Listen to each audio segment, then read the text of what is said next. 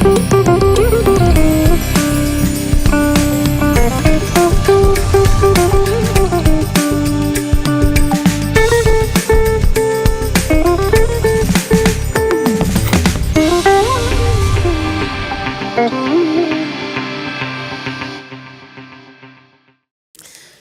പുത്തൻപുലരിയിലേക്ക് സ്വാഗതം. ഞാൻ രാഖി അനൂപ്. എല്ലാ മാന്യ പ്രേക്ഷകർക്കും നല്ലൊരു പ്രഭാതം ആശംസിക്കുകയാണ്. കൊല്ലവർഷം 1200 ആണ്ട് കർക്കിടക മാസം 31 തീയതിയാണെന്ന് കാർത്തിക നക്ഷത്രം. 2025 ഓഗസ്റ്റ് മാസം 16 ശനിയാഴ്ച. രാഹുകാലം രാവിലെ 9:23 മുതൽ 10:55 വരെ.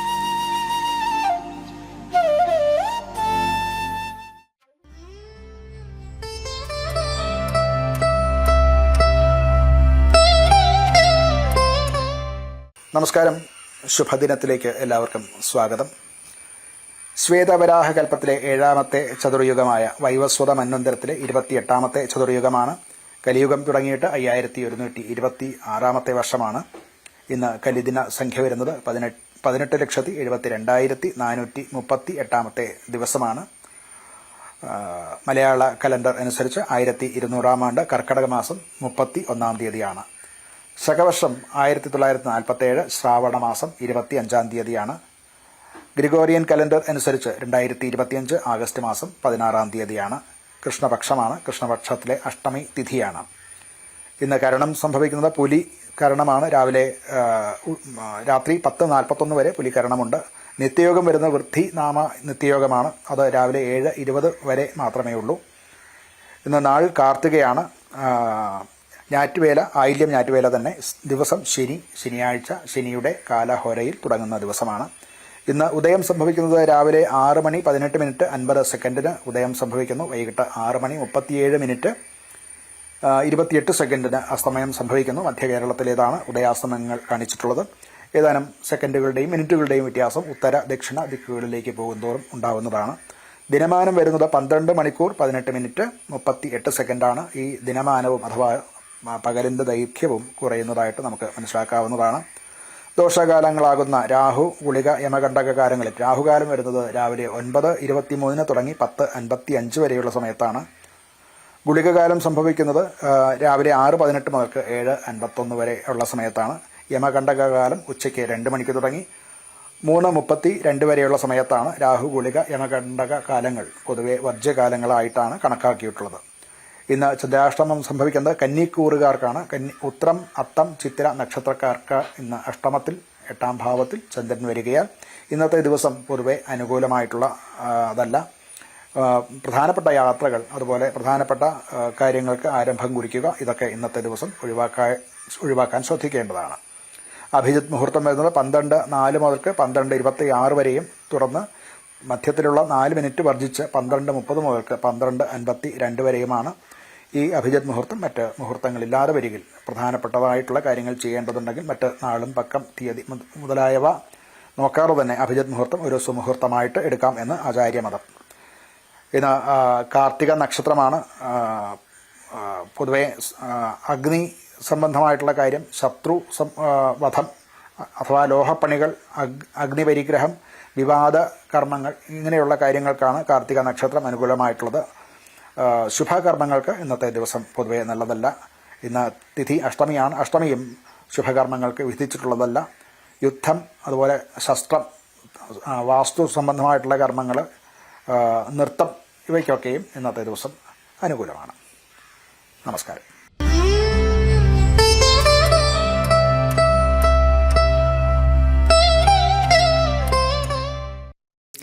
നിരവധി പ്രേക്ഷകർ ജനം ടിവിക്കും ജീവനക്കാർക്കുമൊക്കെ നമസ്തേ പറയുന്നുണ്ട്. എല്ലാ പ്രേക്ഷകരുടെ കമൻസിലേക്കും ഒക്കെ തന്നെ നമുക്ക് പോകാം. വിശേഷങ്ങളിലേക്കൊക്കെ തന്നെ വരാം. അതിനു മുൻപ് തലക്കെട്ടുകൾ നോക്കാം. News headlines brought to you by Happy Jacks. Happy keeps everybody happy.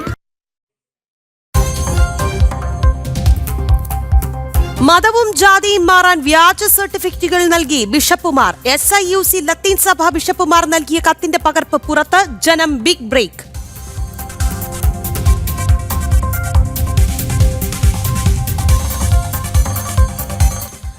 പ്രതിഷേധങ്ങൾക്കിടെ സർക്കാരിന്റെ അയ്യപ്പ ഭക്ത സംഗമം രാവിലെ പമ്പയിൽ സ്വാഗത സംഘം രൂപീകരിക്കും. അയ്യപ്പ ഭക്തരുടെ എതിർപ്പ് അവഗണിച്ച് സർക്കാർ.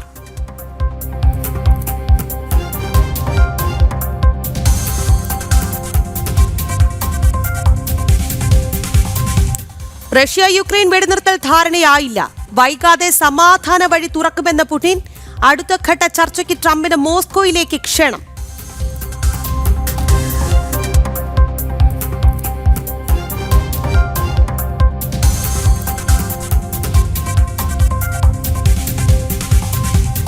അടൽ സ്മൃതിയിൽ രാഷ്ട്രം. ഇന്ന് മുൻ പ്രധാനമന്ത്രി എ.ബി. വാജ്പേയിയുടെ 7ാമത് സ്മൃതി ദിനം. ഡൽഹിയിൽ സദൈവ് അടലിൽ പുഷ്പാർച്ചനയും പ്രത്യേക പ്രാർത്ഥനയും.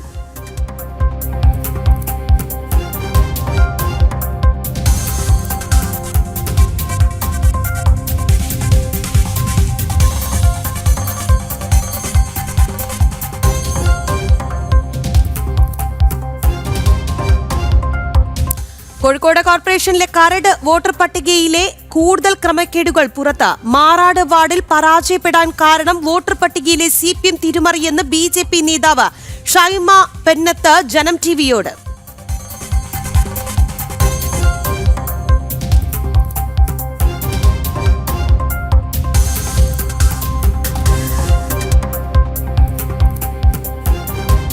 ADM നവീൻ ബാബുവിന്റെ മരണത്തിൽ തുടരന്വേഷണം ആവശ്യപ്പെട്ട് ഭാര്യ മഞ്ജുഷ സമർപ്പിച്ച ഹർജി ഇന്ന് കോടതിയിൽ. SIT അന്വേഷണം തൃപ്തികരമല്ലെന്നും തുടരന്വേഷണം വേണമെന്നും ആവശ്യം. ഹർജി പരിഗണിക്കുക Kannur judicial first class magistrate കോടതി.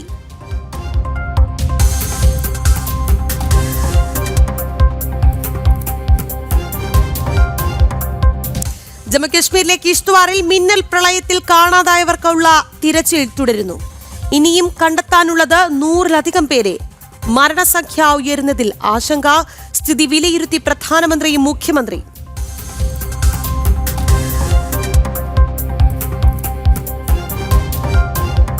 യുവതാരങ്ങൾക്കായി കേരള ക്രിക്കറ്റ് ലീഗ് വലിയ അവസരങ്ങൾ നൽകുന്നുവെന്ന് സഞ്ജു വി സാംസൺ. സംസ്ഥാനത്തെ ക്രിക്കറ്റിന്റെ വളർച്ചയ്ക്ക് KCA ചെയ്യുന്നത് നിരവധി കാര്യങ്ങൾ. താരത്തിന്റെ പ്രതികരണം ജനം ടിവിയോട്.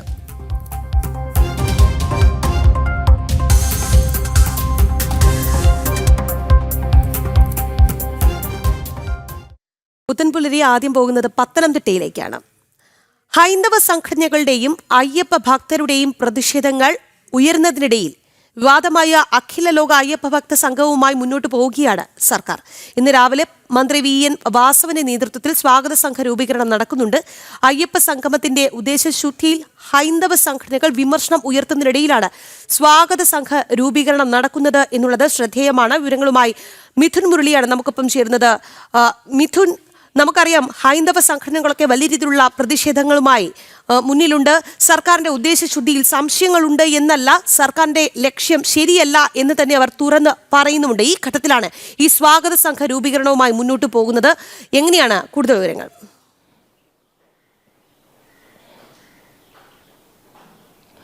രാഗി, സെപ്റ്റംബർ മാസം 3ാം വാരമാണ് പമ്പയിൽ ആഗോള അയ്യപ്പ സംഗമം സംസ്ഥാന സർക്കാർ നടത്താൻ ഉദ്ദേശിക്കുന്നത്. ഇതിൻ്റെ ഈ ഉദ്ദേശശുദ്ധിയിൽ വലിയ സംശയങ്ങളാണ് ഇടവരുത്തുന്നത്.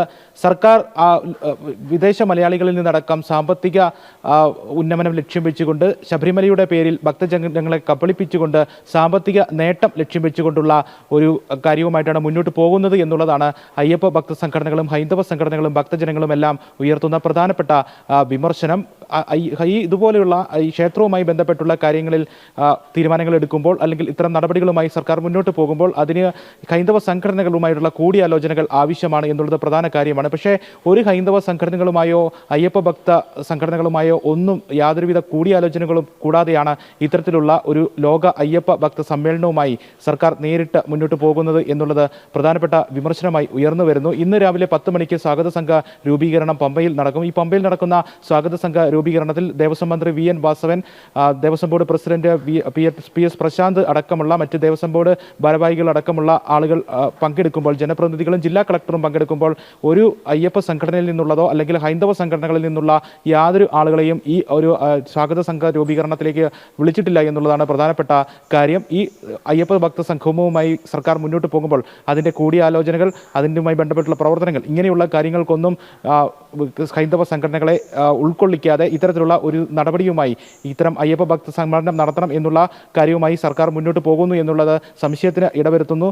ഇതിൻ്റെ പിന്നിലുള്ള ഉദ്ദേശശക്തിയിൽ വ്യക്തത ഇല്ലാതെ നിലനിൽക്കുകയും ചെയ്യുന്നു. എന്തായാലും സാമ്പത്തികമായിട്ടുള്ള ഒരു ലക്ഷ്യം വെച്ചുകൊണ്ട്, സാമ്പത്തിക നേട്ടം തന്നെയാണ് ഇതിന് പിന്നിൽ സർക്കാർ മുന്നോട്ട് വെക്കുന്ന പ്രധാനപ്പെട്ട ലക്ഷ്യം എന്നുള്ളതാണ് പ്രധാനപ്പെട്ട ആരോപണമായി ഹൈന്ദവ സംഘടനകൾ, ഹിന്ദു ഐക്യവേദി അടക്കമുള്ള ഹൈന്ദവ സംഘടനകൾ മുന്നോട്ട് വെക്കുന്ന കാര്യം. BJP നേതാവ് കുമ്മനം രാജശേഖരനും ഇക്കാര്യം തന്നെ ചൂണ്ടിക്കാട്ടിയിട്ടുണ്ടായിരുന്നു.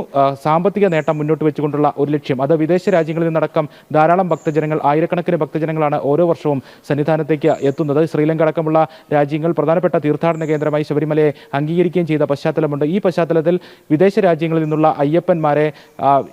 അയ്യപ്പന്മാരിൽ നിന്നുള്ള സാമ്പത്തികമായിട്ടുള്ള ഒരു ലക്ഷ്യം, കൂടുതൽ വരുമാനം ശബരിമല കേന്ദ്രീകരിച്ചുകൊണ്ട് എത്തിക്കുക, അത്തരത്തിലുള്ള അയ്യപ്പ ഭക്തരെ കബളിപ്പിച്ചുകൊണ്ട് സാമ്പത്തിക നേട്ടം ഉന്നമിച്ചുകൊണ്ടുള്ള ഒരു കാര്യവുമായിട്ടാണ് സർക്കാർ മുന്നോട്ട് പോകുന്നതെന്നുള്ളത് പ്രധാനപ്പെട്ട വിമർശനമായി ഉയരുന്നു. സംസ്ഥാനത്തിന്റെ വിവിധ ഭാഗങ്ങളിൽ ഹൈന്ദവ സംഘടനകൾ നേരത്തെ പലതവണ ഇത്തരത്തിലുള്ള അയ്യപ്പ ഭക്ത സംഗമങ്ങൾ നടത്തുകയും നിരവധിയായിട്ടുള്ള ഭക്തർക്ക് ആവശ്യമായിട്ടുള്ള പ്രവർത്തനങ്ങളുമായി മുന്നോട്ട് പോവുകയും എല്ലാം ചെയ്യുന്നുണ്ട്. ഇത്തരത്തിലുള്ള പ്രവർത്തനങ്ങൾക്കൊന്നും തന്നെ സർക്കാർ യാതൊരുവിധ സഹായമോ സഹകരണമോ നൽകാതെ ആചാര അനുഷ്ഠാനങ്ങളെ തള്ളിക്കളയുന്നതിന് വേണ്ടി, അതിനെല്ലാം ചവിട്ടിമെതിക്കുന്നതിന് വേണ്ടിയുള്ള നടപടികളുമായി മുന്നോട്ട് പോയ സംസ്ഥാന സർക്കാർ ഇപ്പോൾ എന്തിനാണ് ഇങ്ങനെയൊരു അയ്യപ്പ ഭക്ത സമ്മേളനവുമായി മുന്നോട്ട് പോകുന്നത്? അതും ഹൈന്ദവ സംഘടനകളും ആയിട്ടൊന്നും ഒരു കൂടിയാലോചനകളും നടത്താതെ ഇത്തരത്തിലുള്ള ഒരു നീക്കവുമായി മുന്നോട്ട് പോകുന്നതിന് പ്രധാനപ്പെട്ട ഒരു സംശയത്തിന് ഇടവരുത്തുന്ന കാര്യമായി നിലനിൽക്കുകയും ചെയ്യുന്നു.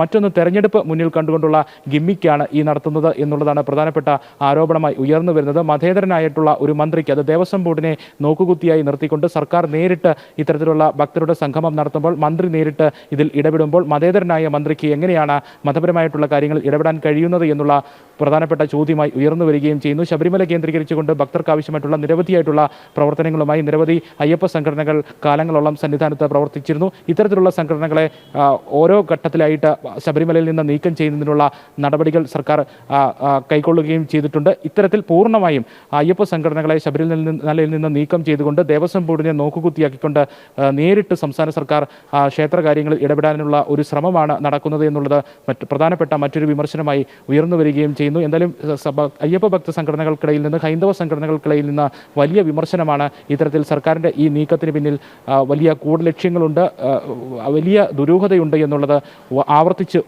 ഉറപ്പാക്കിക്കൊണ്ടാണ് ഹൈന്ദവ സംഘടനകളെല്ലാം പ്രതിഷേധവുമായി രംഗത്ത് വരുന്നത്. നേരത്തെ യുവതി പ്രവേശനവുമായി ബന്ധപ്പെട്ട് സർക്കാർ നടത്തിയ നീക്കങ്ങൾ വലിയ മുറിവുകളാണ് വിശ്വാസികൾക്ക് ഉള്ളിൽ ഉണ്ടാക്കിയിരിക്കുന്നത്. ഇത്തരം മുറിവുകൾ ഓർമ്മപ്പെടുത്തിക്കൊണ്ടാണ് സർക്കാരിൻ്റെ ഈ നീക്കത്തിലുള്ള ദുരുദ്ദേശത്തെ ഹിന്ദു ഐക്യവേദി അടക്കമുള്ള ഹൈന്ദവ സംഘടനകൾ ഓർമ്മിപ്പിക്കുകയും ചൂണ്ടിക്കാണിക്കുകയും ചെയ്യുന്നത്. നിരവധിയായ ഭക്തജനങ്ങൾക്ക് ആചാര അനുഷ്ഠാനങ്ങൾ സംരക്ഷിക്കുന്നതിന് വേണ്ടി ജയിലിലടക്കപ്പെടേണ്ടി വന്നു. അവർക്ക് നിരവധിയായിട്ടുള്ള ഈ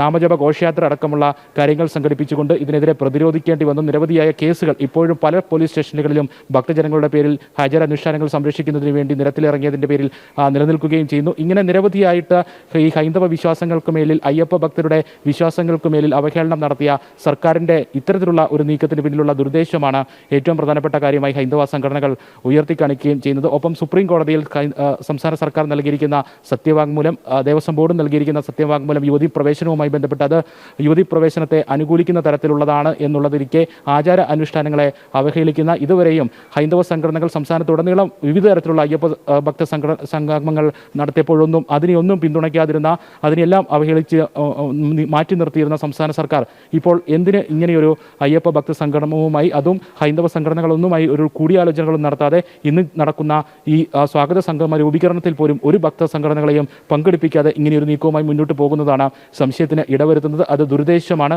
അതിന് പിന്നിൽ സാമ്പത്തിക നേട്ടമാണ് ലക്ഷ്യം. ഒപ്പം തെരഞ്ഞെടുപ്പ് മുന്നിൽ കണ്ടുള്ള സർക്കാരിൻ്റെ ഹൈന്ദവ വോട്ടുകൾ കണ്ണുവെച്ചുകൊണ്ടുള്ള ഒരു നീക്കമാണ് നടക്കുന്നത് എന്നുള്ള വിമർശനമാണ് വ്യാപകമായി ഉയർന്നു വരുന്നത്. എന്തായാലും ഹിന്ദു ഐക്യവേദി അടക്കമുള്ള എല്ലാ ഹൈന്ദവ സംഘടനകളും ഈ ഒരു വിഷയത്തിൽ ശക്തമായ പ്രതിഷേധവുമായി രംഗത്തുണ്ട്. സെപ്റ്റംബർ മാസം 3-ാം വാരമാണ് പമ്പയിൽ ലോക അയ്യപ്പ സംഗമത്തിന് സർക്കാർ കളം ഒരുക്കുന്നത്. മിഥുന, അതുപോലെ തന്നെ ഈ തുടക്കം മുതലേ ഈ അയ്യപ്പ ഭക്ത സംഗമത്തിൽ സർക്കാരിന്റെ നേതൃത്വത്തിൽ നടക്കുന്നതാണ്. ഒരു രഹസ്യ സ്വഭാവം നേരത്തെ മുതൽ സൂക്ഷിച്ചിട്ടുണ്ട്. എന്തായാലും ഈ പരിപാടി നടക്കാൻ വേണ്ടി പോവുകയാണ്. ഹൈന്ദവ സംഘടനകൾക്കൊന്നും തന്നെ ക്ഷണമില്ല എന്നാണ് ഹിന്ദു ഐക്യവേദി അടക്കം നേരത്തെ പ്രതികരിച്ചിരുന്നത്. ഇത് ആരൊക്കെയാണ് ഇന്ന് പങ്കെടുക്കുന്നത് എന്ന കാര്യത്തിൽ വ്യക്തതയുണ്ടോ? അത്തരത്തിൽ ആർക്കൊക്കെ ക്ഷണം ലഭിക്കുന്നുണ്ട് എന്ന കാര്യത്തിൽ വ്യക്തതയുണ്ട്. കാരണം നേരത്തെ ബിന്ദു അമ്മിണിയെ പോലുള്ളവർ ഈ പരിപാടിയിൽ പങ്കെടുക്കും, ഞങ്ങൾ എത്തും, നിങ്ങൾ വരുന്നില്ലേ എന്നൊക്കെ ചോദിച്ച് പോസ്റ്റ് ഇട്ടിരുന്നു. അതുകൊണ്ടാണ് ഇക്കാര്യത്തിലൊരു വ്യക്തത വരേണ്ടതിന്റെ ആവശ്യകത.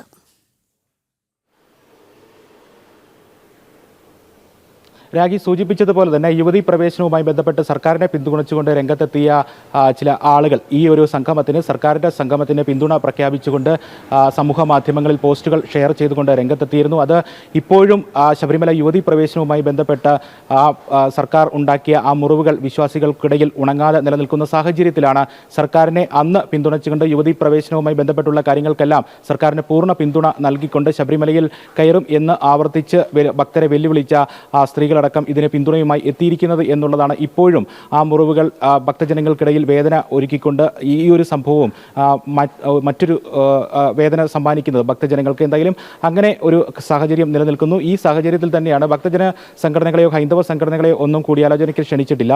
ഇന്ന് നടക്കുന്ന രാവിലെ 10 മണിക്ക് പമ്പയിൽ ചേരുന്ന ആ യോഗത്തിൽ മന്ത്രി VN വാസവൻ പ്രധാനപ്പെട്ട നേതൃത്വം നൽകിക്കൊണ്ട് ഉണ്ടാകും. ഒപ്പം Devaswom board president PS Prashanth ഉണ്ട്, ദേവസ്വം ബോർഡ് അംഗം അജികുമാർ ഉണ്ട്, മറ്റ് ജനപ്രതിനിധികൾ പത്തനംതിട്ടയിൽ നിന്നുള്ള അടക്കമുള്ള ജനപ്രതിനിധികൾ പങ്കെടുക്കുന്നുണ്ട്, ജില്ലാ കളക്ടർ ഉണ്ട്. ഇത്രയും ആളുകളാണ് ഔദ്യോഗികമായി പങ്കെടുക്കും എന്നുള്ള വിവരം ലഭിച്ചിരിക്കുന്നത്. ഇത്രയും ആളുകളുടെ നേതൃത്വത്തിലാണ് സ്വാഗത സംഗമ രൂപീകരണം ഇന്ന് 10 മണിക്ക് പമ്പയിൽ നടക്കുന്നത്. ഇതിൽ പ്രധാന കാര്യം നേരത്തെ സൂചിപ്പിച്ചതുപോലെ തന്നെ ഹൈന്ദവ സംഘടനകളിൽ നിന്നുള്ള ആരെയും പങ്കെടുപ്പിച്ചിട്ടില്ല. ഇത് സ്വാഗത സംഗമ രൂപീകരണത്തിൽ മാത്രമല്ല ഹിന്ദു ഐക്യവേദി അടക്കമുള്ള സംഘടനകൾ ചൂണ്ടിക്കാണിക്കുന്നത് ഇത്തരത്തിലുള്ള പ്രവർത്തനങ്ങൾ ഇത് അയ്യപ്പ സംഗമവുമായി ബന്ധപ്പെട്ടുള്ളത് മാത്രമല്ല, നേരത്തെയും ശബരിമലയുമായി ബന്ധപ്പെട്ടുള്ള വിവിധമായിട്ടുള്ള പ്രവർത്തനങ്ങൾ നടക്കുമ്പോഴൊന്നും ഈ അടുത്ത കാലത്തൊന്നും ഹൈന്ദവ സംഘടനകളുമായിട്ടുള്ള കൂടിയാലോചനകൾ സർക്കാർ നടത്തുന്നതില്ല എന്നുള്ള വിമർശനം നേരത്തെ തന്നെ ഹൈന്ദവ സംഘടനകൾ ഉന്നയിച്ചിട്ടുള്ളതാണ്. സമാനമായി തന്നെ ഇത്തവണയും ഈ ലോക അയ്യപ്പ സംഗമം പമ്പയിൽ നടത്താൻ ഉദ്ദേശിക്കുന്നതുമായി ബന്ധപ്പെട്ട് യാതൊരു കാര്യങ്ങളും ഹൈന്ദവ സംഘടനകളെ അറിയിച്ചിട്ടില്ല. ഹൈന്ദവ സംഘടനകളുമായി നേതൃത്വവുമായി സർക്കാർ കൂടിയാലോചനകൾ നടത്തിയിട്ടില്ല. ഇന്ന് ചേരുന്ന ഈ സ്വാഗത സംഗമ രൂപീകരണത്തിലും ഈ ഹൈന്ദവ സംഘടനകളിൽ നിന്നുള്ള ഒരു പ്രതിനിധിയെയും പങ്കെടുപ്പിച്ചിട്ടില്ല എന്നുള്ളതാണ് പ്രധാനപ്പെട്ട വിമർശനം, ആരോപണം ചൂണ്ടിക്കാട്ടേണ്ടത്. ഒപ്പം തന്നെ ശരി മിഥുൻ, അയ്യപ്പ ഭക്തരുടെ പ്രതിഷേധങ്ങൾ കടുക്കുന്നതിനിടയിൽ പോലും വിവാദമായ അഖില ലോക അയ്യപ്പ ഭക്ത സംഘവുമായി സർക്കാർ മുന്നോട്ടു പോകുന്നു എന്നുള്ളതാണ്. ഇന്ന് രാവിലെ മന്ത്രി VN വാസവന്റെ നേതൃത്വത്തിൽ സ്വാഗത സംഘ രൂപീകരണം നടക്കുകയാണ്. അയ്യപ്പ സംഗമത്തിന്റെ ഉദ്ദേശശുദ്ധിയിൽ ഹൈന്ദവ സംഘടനകൾ വിമർശനവും സംശയങ്ങളും ഉന്നയിക്കുന്നതിനിടയിലാണ് ഇത്തരത്തിൽ സ്വാഗത സംഗമം രൂപീകരിക്കുന്നത് എന്നുള്ളതാണ്. വിവരങ്ങൾ നൽകിയത് മിഥുൻ മുരളിയാണ്. അതോടൊപ്പം തന്നെ ചില പ്രേക്ഷകർ ഈ വിഷയത്തിൽ പ്രതികരണം നടത്തുന്നത് ഇങ്ങനെയാണ്. അജിത് ഭാസ്കർ എന്ന പ്രേക്ഷകൻ ചൂണ്ടിക്കാട്ടുന്നത്, കേരളത്തിലെ എല്ലാ റോഡുകളും തകർന്നു, മരുമകൻ ഇതെല്ലാം നന്നാക്കി തരാൻ നോക്കുക, അല്ലാതെ അയ്യപ്പസ്വാമിയുടെ പ്രശസ്തി ലോകോത്തരമാണ്, അതിന് സർക്കാരിന്റെ സഹായം വേണ്ട എന്നാണ് അദ്ദേഹം ചൂണ്ടിക്കാട്ടുന്നത്. ഒപ്പം തന്നെ ഉഷ നെല്ലൂർ എന്ന പ്രേക്ഷക ചൂണ്ടിക്കാട്ടുന്നുണ്ട്, ഇതിൽ വിശ്വാസികളായ അയ്യപ്പ ഭക്തർ പങ്കെടുക്കുന്നില്ല അല്ലെങ്കിൽ പങ്കെടുക്കില്ല എന്ന് വിശ്വസിക്കുന്നു എന്നാണ്. അത്തരത്തിലാണ് ഹൈന്ദവ സംഘടനകൾ പ്രതികരിക്കുന്നതും. ഒപ്പം ഇടതുപക്ഷം എല്ലാവരെയും കബളിപ്പിക്കുന്നു എന്ന് ശശി CR എന്ന പ്രേക്ഷകൻ ചൂണ്ടിക്കാട്ടുന്നുണ്ട്. ഇത്തരത്തിലാണ് നമുക്ക് വരുന്ന പ്രതികരണങ്ങളും. എന്തായാലും കൂടുതൽ പ്രേക്ഷകരുടെ കമന്റുകളിലേക്കും വാർത്തകളിലേക്കും ഒക്കെ തന്നെ നമുക്ക് വരാം. വളരെ നിർണായകമായ ട്രംപ് പുടിൻ കൂടിക്കാഴ്ച അവസാനിച്ചിരിക്കുകയാണ്. വെടിനിർത്തലിന് ധാരണയായിട്ടില്ല, എങ്കിലും സമാധാനത്തിലേക്ക് ചർച്ചകൾ വഴി തുറക്കുമെന്നാണ് റഷ്യൻ പ്രസിഡന്റ് വ്ളാഡിമിർ പുടിൻ പറഞ്ഞിരിക്കുന്നത്. വിഷയത്തിൽ റഷ്യയുടെ ആശങ്കകൾ കൃത്യമായി അഭിസംബോധന ചെയ്യപ്പെട്ടതായും പുടിൻ അറിയിച്ചിട്ടുണ്ട്. അതേസമയം റഷ്യ യുക്രൈൻ വിഷയത്തിൽ വൈകാതെ വെടിനിർത്തലിന് സാധ്യത തുറക്കുന്നതായി ട്രംപ് അറിയിച്ചു. സംയുക്ത വാർത്താ സമ്മേളനത്തിലാണ് ഇരു നേതാക്കളുടെയും പ്രതികരണം. ആദ്യം ആ പ്രതികരണം കാണാം. One of the central issues was the situation around Ukraine. We see the strive of the administration and President Trump personally to help facilitate the resolution of the Ukrainian conflict, and his strive to get to the crux of the matter, to understand this history, is precious. As I've said, the situation in Ukraine has to do with fundamental threats to our security. Moreover, we've always considered the Ukrainian nation, and I've said it multiple times, a brotherly nation, however strange it may sound in these conditions. We have the same roots, and everything that's happening is a tragedy for us and terrible wound. Therefore, the country is sincerely interested in putting an end to it.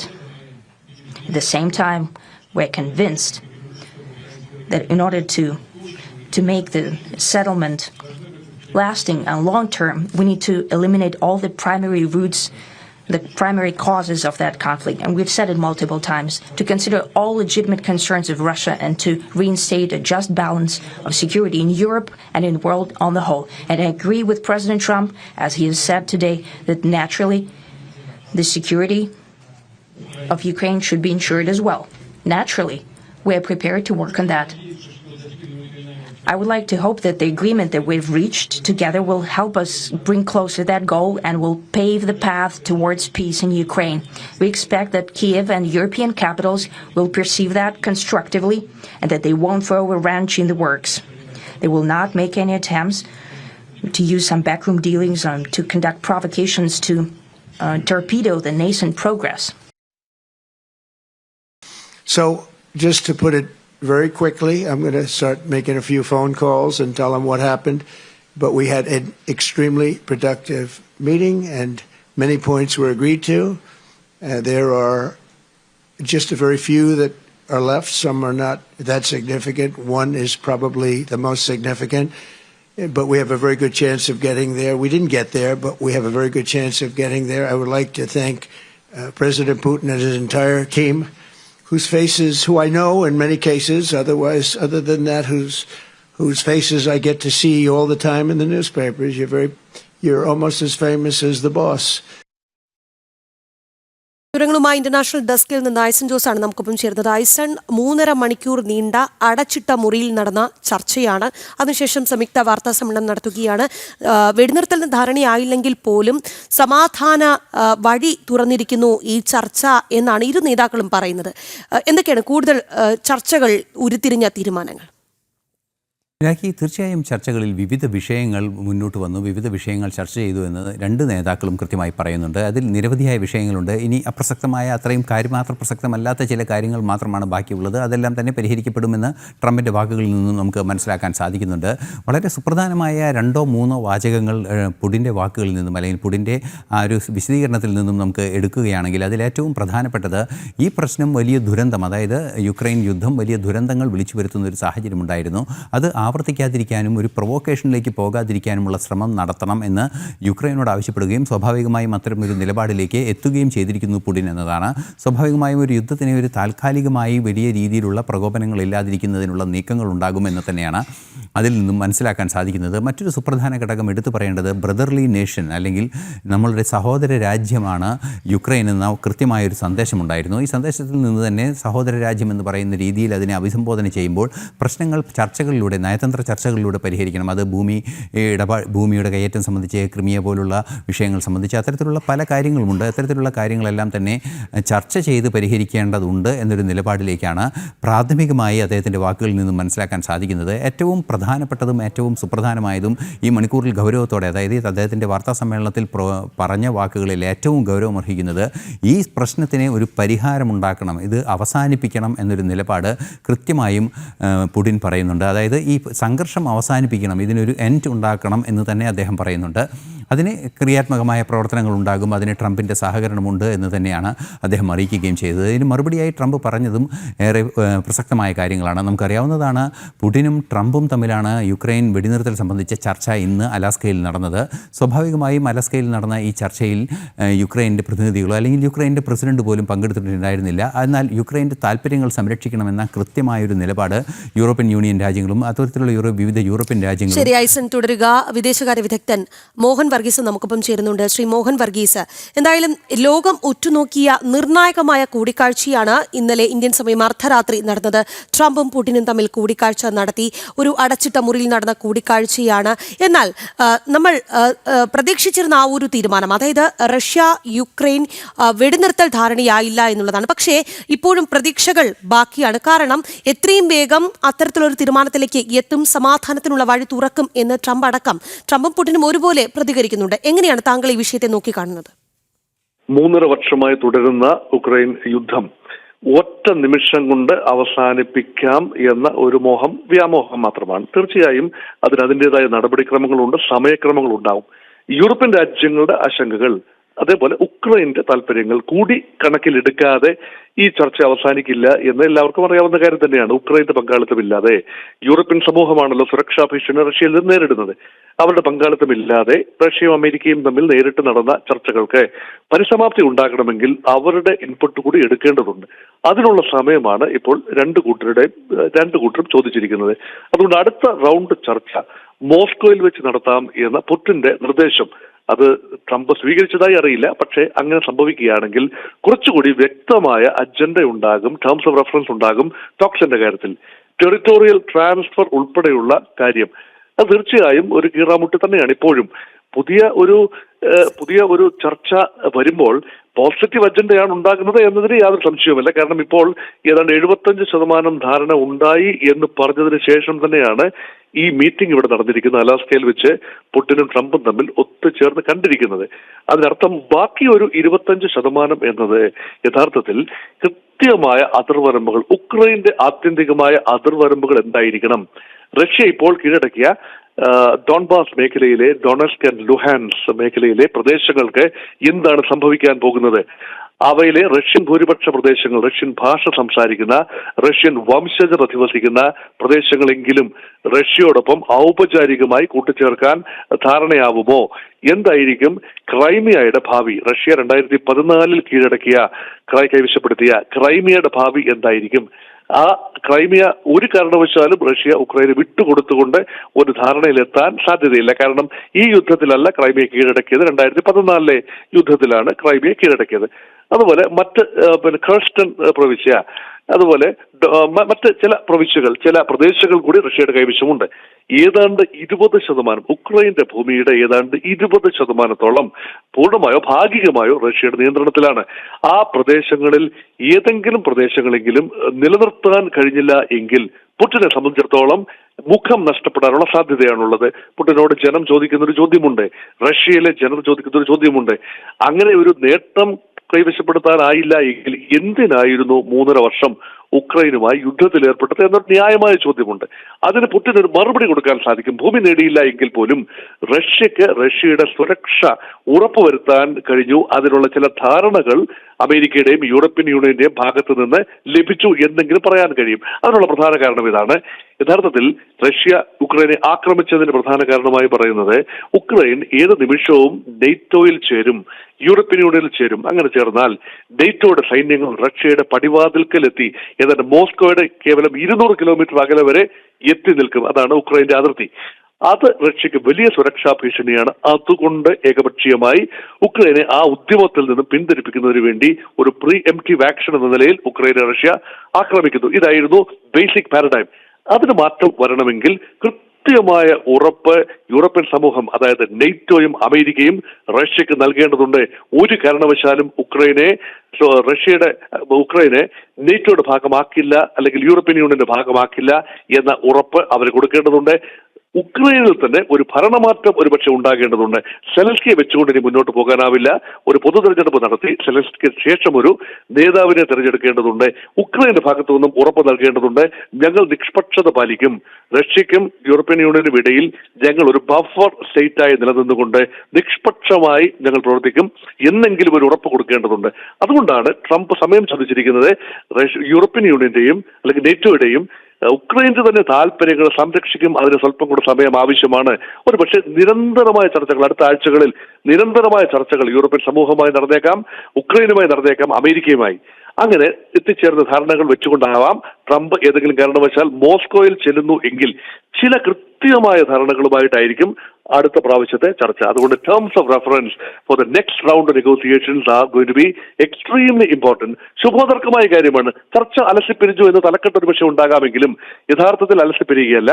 അടുത്ത ഒരു ദിവസം ധാരണയിലാവാം എന്ന ധാരണയിലാണ് ഇപ്പോൾ ചർച്ച പിരിഞ്ഞിരിക്കുന്നത്. അത് തീർച്ചയായും സ്വാഗതാർഹമായ കാര്യമാണ്. Trump Putin ഒരു കൂടിക്കാഴ്ച മറ്റൊരു തലത്തിലേക്ക് പോകുന്നു. അത് തന്നെയാണ് മോഹൻ വർഗീസും ചൂണ്ടിക്കാട്ടുന്നത്. ലോകം ഉറ്റുനോക്കിയ നിർണായകമായ കൂടിക്കാഴ്ചയായിരുന്നു ട്രംപ് പുടിൻ കൂടിക്കാഴ്ച. അലാസ്ക ഉച്ചകോടിയിൽ ആ കൂടിക്കാഴ്ച നടന്നു. എന്നാൽ ഒരു സമാധാന കരാർ ആയിട്ടില്ല എന്നുള്ളതാണ്. പക്ഷേ ആ ഒരു ചർച്ച മറ്റൊരു തലത്തിലേക്ക് പോവുകയാണ്. മോസ്കോയിലേക്ക് ട്രംപിനെ ക്ഷണിച്ചിട്ടുണ്ട്. നമുക്ക് ഈ ഘട്ടത്തിൽ നയതന്ത്ര വിദഗ്ധൻ KP ഫാബിയൻ കൂടി നമുക്കൊപ്പം ചേരുന്നുണ്ട്. ശ്രീ KP ഫാബിയൻ, അടുത്ത ഘട്ടത്തിലേക്ക് ചർച്ച പോകുന്നു. അതായത് പ്രതീക്ഷ നമുക്ക് മുന്നിൽ ഉണ്ട്, അത് അസ്തമിച്ചിട്ടില്ല. മോസ്കോയിലേക്ക് ട്രംപിനെ ക്ഷണിച്ചിട്ടുണ്ട്. അദ്ദേഹം അത് സ്വീകരിക്കുമോ ഇല്ലയോ എന്ന കാര്യത്തിൽ വ്യക്തതയില്ല. പക്ഷേ ഈ ഒരു അദ്ദേഹത്തിന്റെ ക്ഷണത്തെ അല്ലെങ്കിൽ ഈ ഒരു ചർച്ച മറ്റൊരു ഘട്ടത്തിലേക്ക് എത്തുന്നതിനെ താങ്കൾ എങ്ങനെയാണ് നോക്കിക്കാണുന്നത്? ആദ്യമായിട്ട് ഞാൻ പറയാൻ ആഗ്രഹിക്കുന്നത്, ഒരു വെടിനിർത്തൽ കരാറ് ഞാൻ പ്രതീക്ഷിച്ചിരുന്നില്ല. കാരണം പ്രസിഡന്റ് പുടിൻ നേരത്തെ തന്നെ പറഞ്ഞിട്ടുണ്ടായിരുന്നു, ഇതിന്റെ റൂട്ട് കോസസ് പറ്റി ആലോചിക്കണം, തന്നെയുമല്ല റഷ്യയുടെ സെക്യൂരിറ്റി ഇൻട്രസ്റ്റ് നോക്കണം. പിന്നെ വേറൊന്ന് നോക്കാനുള്ളത്, സെലൻസ്കി വെടിനിർത്തൽ വേണം, അത് കഴിഞ്ഞിട്ട് മറ്റു കാര്യങ്ങൾ ചർച്ച ചെയ്യാമെന്നാണ് പറഞ്ഞിരിക്കുന്നത്.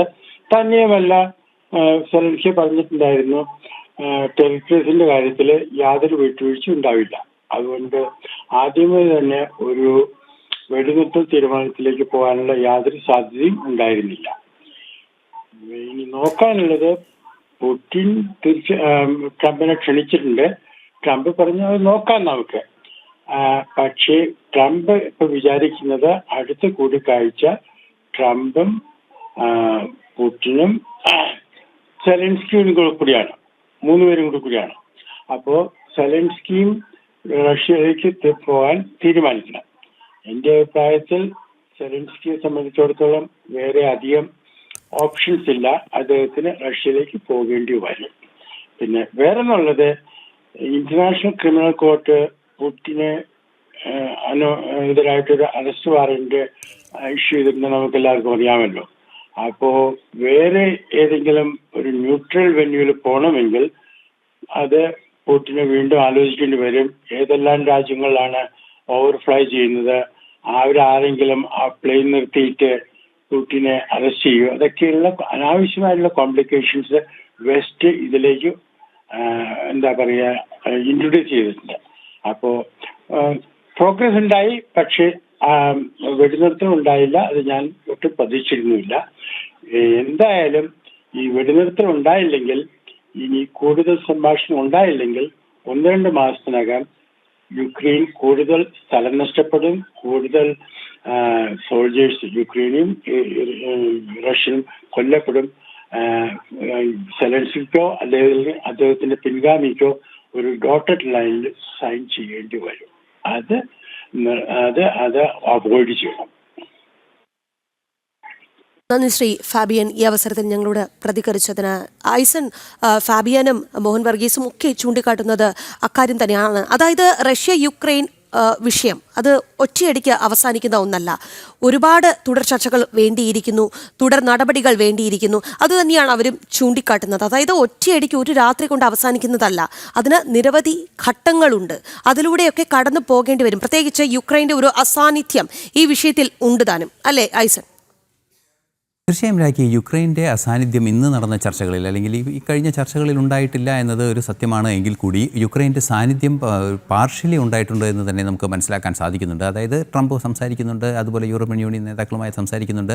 നേരത്തെ തന്നെ ട്രംപ് വ്യക്തമാക്കുകയും ചെയ്തിരുന്നു, ഈ ചർച്ചയ്ക്ക് മുൻപും ചർച്ചയ്ക്ക് ശേഷവും വിശദമായി യൂറോപ്യൻ യൂണിയൻ നേതാക്കളും ട്രംപും സെലൻസ്കിയുമായൊക്കെ ചർച്ചകൾ ചെയ്യുമെന്ന് അദ്ദേഹം അറിയിക്കുകയും ചെയ്യുന്നുണ്ട്. സോ അതുകൊണ്ട് തന്നെ പ്രതീക്ഷയ്ക്ക് വകയുള്ള ഒരു സാധ്യത അവിടെ ഉണ്ട് എന്നതിൻ്റെ പശ്ചാത്തലത്തിൽ തന്നെയാണ് പുടിൻ്റെ ഭാഗത്തു നിന്ന് സമാധാനത്തിലേക്ക് വഴി തുറക്കുന്നു എന്ന് അദ്ദേഹം അറിയിക്കുകയും ആ രാജ്യത്തെ യുക്രൈനെ ബ്രദർലി നേഷൻ എന്ന് പറയുകയും ചെയ്തത്. തീർച്ചയായും അദ്ദേഹം മറ്റൊരു സുപ്രധാന വിഷയം കൂടി എടുത്തു പറഞ്ഞത് അവിടുത്തെ സർക്കാരാണ് തങ്ങളുടെ കൺസേൺ അല്ലെങ്കിൽ തങ്ങളുടെ വിഷയമെന്നും അദ്ദേഹം പറയുന്നുണ്ട്. സ്വാഭാവികമായും സർക്കാരാണ് വിഷയമെങ്കിൽ ആ സർക്കാരിനെ നേരത്തെ നമ്മുടെ 2 അതിഥികളും സൂചിപ്പിച്ചതുപോലെ തന്നെ ഈ നിലവിലെ സർക്കാരിനെ അവിടെ നിന്ന് മാറ്റേണ്ട ഒരു സാഹചര്യമുണ്ട്, അല്ലെങ്കിൽ മറ്റൊരു തെരഞ്ഞെടുപ്പ് നടത്തി ഒരു വ്യവസ്ഥാപിതമായ സംവിധാനത്തിലേക്ക് എത്തേണ്ടതുണ്ട്. ആ ഒരു സാഹചര്യം കൂടി കണക്കിലെടുത്തുകൊണ്ട് അപ്പോൾ സ്വാഭാവികമായും ജനാധിപത്യ സ്വഭാവമുള്ള ഒരു സർക്കാർ നിലനിൽക്കുമ്പോൾ നയതന്ത്ര തരത്തിലുള്ള ഇടപെടലുകൾ സാധ്യമാകുമെന്ന ഒരു അടിസ്ഥാന തത്വം തന്നെ അവിടെ പ്രായോഗികമാണ്.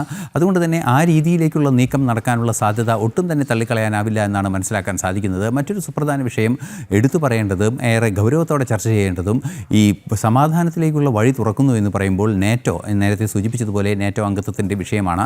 നേറ്റോ അംഗത്വത്തിലേക്കൊക്കെ ഒരു രാജ്യം എത്തണമെങ്കിൽ, യൂറോപ്യൻ രാജ്യമൊക്കെ ആണെങ്കിൽ കൂടി അത് എത്തണമെങ്കിൽ, രാജ്യങ്ങളെങ്കിൽ കൂടി അത് എത്തണമെങ്കിൽ സ്വാഭാവികമായും ഈ നേറ്റോ അംഗത്വത്തിലെത്തുന്നതിന് നിരവധിയായ കടമ്പകളുണ്ട്. അത്തരത്തിലുള്ള കടമ്പകളെല്ലാം തന്നെ കടന്ന് നേറ്റോയുടെ അംഗത്വത്തിൽ എത്തിക്കഴിഞ്ഞാൽ സ്വാഭാവികമായും യുക്രൈനെ സംബന്ധിച്ചിടത്തോളം നേറ്റോ അംഗമാവുകയാണെങ്കിൽ ആ രാജ്യത്തിൻ്റെ ഒരു സ്വാധീനം, നേരത്തെ പറഞ്ഞതുപോലെ റഷ്യയുടെ പരിസരത്ത് വലിയൊരു സ്വാധീനം ഉണ്ടാകാനുള്ള സാധ്യത നേറ്റോയ്ക്ക് ഉണ്ടാകുന്നുണ്ട്. അത്തരത്തിലുള്ള സാധ്യതകളൊക്കെ ഒഴിവാക്കുന്നതിനുള്ള ചർച്ചകൾ ഉണ്ടാകേണ്ടതുണ്ട് എന്ന് നേരത്തെ സൂചിപ്പിച്ചതുപോലെ ആ ഒരു സാഹചര്യം നിലനിൽക്കുന്നു എന്നത് ഒരു യാഥാർത്ഥ്യം തന്നെയാണ്. അതുപോലെ തന്നെ ട്രംപ് പുടിൻ കൂടിക്കാഴ്ച അവസാനിച്ചിരിക്കുകയാണ്. വെടിനിർത്തൽ ധാരണയായിട്ടില്ല എങ്കിൽ പോലും സമാധാനത്തിലേക്കുള്ള ചർച്ചകൾ വഴി തുറക്കുമെന്ന് തന്നെയാണ് പുടിൻ പറയുന്നത്. വിഷയത്തിൽ റഷ്യയുടെ ആശങ്കകൾ കൃത്യമായി അഭിസംബോധന ചെയ്യപ്പെട്ടതായി പുടിൻ പറയുന്നുണ്ട്. റഷ്യ യുക്രൈൻ വിഷയത്തിൽ വൈകാതെ വെടിനിർത്തലിന് സാധ്യത തുറക്കുമെന്ന് ട്രംപും അഭിപ്രായപ്പെടുന്നുണ്ട്. എന്തായാലും തുടർ ചർച്ചകളൊക്കെ ഉടനടി നടക്കുമെന്ന് തന്നെ പ്രതീക്ഷിക്കാം. മോസ്കോയിലേക്ക് ട്രംപിനെ ക്ഷണിച്ചിട്ടുമുണ്ട്. ഇനി അക്കാര്യത്തിലൊക്കെ തന്നെ തീരുമാനം വരേണ്ടിയുമിരിക്കുന്നു. ഇനി പുത്തൻപുള്ളരി പോകുന്നത് കോഴിക്കോടേക്കാണ്. കോഴിക്കോട് കോർപ്പറേഷനിലെ കരട് വോട്ടർ പട്ടികയിലെ കൂടുതൽ ക്രമക്കേടുകൾ പുറത്ത്. വോട്ടർ പട്ടികയിലെ അപാകതകൾ BJP ചൂണ്ടിക്കാട്ടി. വോട്ടർ പട്ടികയിൽ CPM തിരിമറി നടത്തിയതുകൊണ്ടാണ് കഴിഞ്ഞ തവണ മാറാട് വാർഡിൽ താൻ പരാജയപ്പെട്ടത് എന്ന് BJP നേതാവ് ഷൈമ പെന്നത്ത് ചൂണ്ടിക്കാട്ടിയിട്ടുണ്ട്. അന്ന് നമുക്ക് ഈ ഡിവിഷൻ നഷ്ടപ്പെട്ടത് വെറും 14 വോട്ടിനായിരുന്നു. പക്ഷേ ഇപ്പോഴാണ് ഇത് എത്രത്തോളം ഭീകരമായ അവസ്ഥയിലാണ് നമ്മൾക്ക് അന്ന് ഈ പരാജയം നേരിടേണ്ടി വന്നത് എന്ന് മനസ്സിലാക്കാൻ സാധിച്ചത്.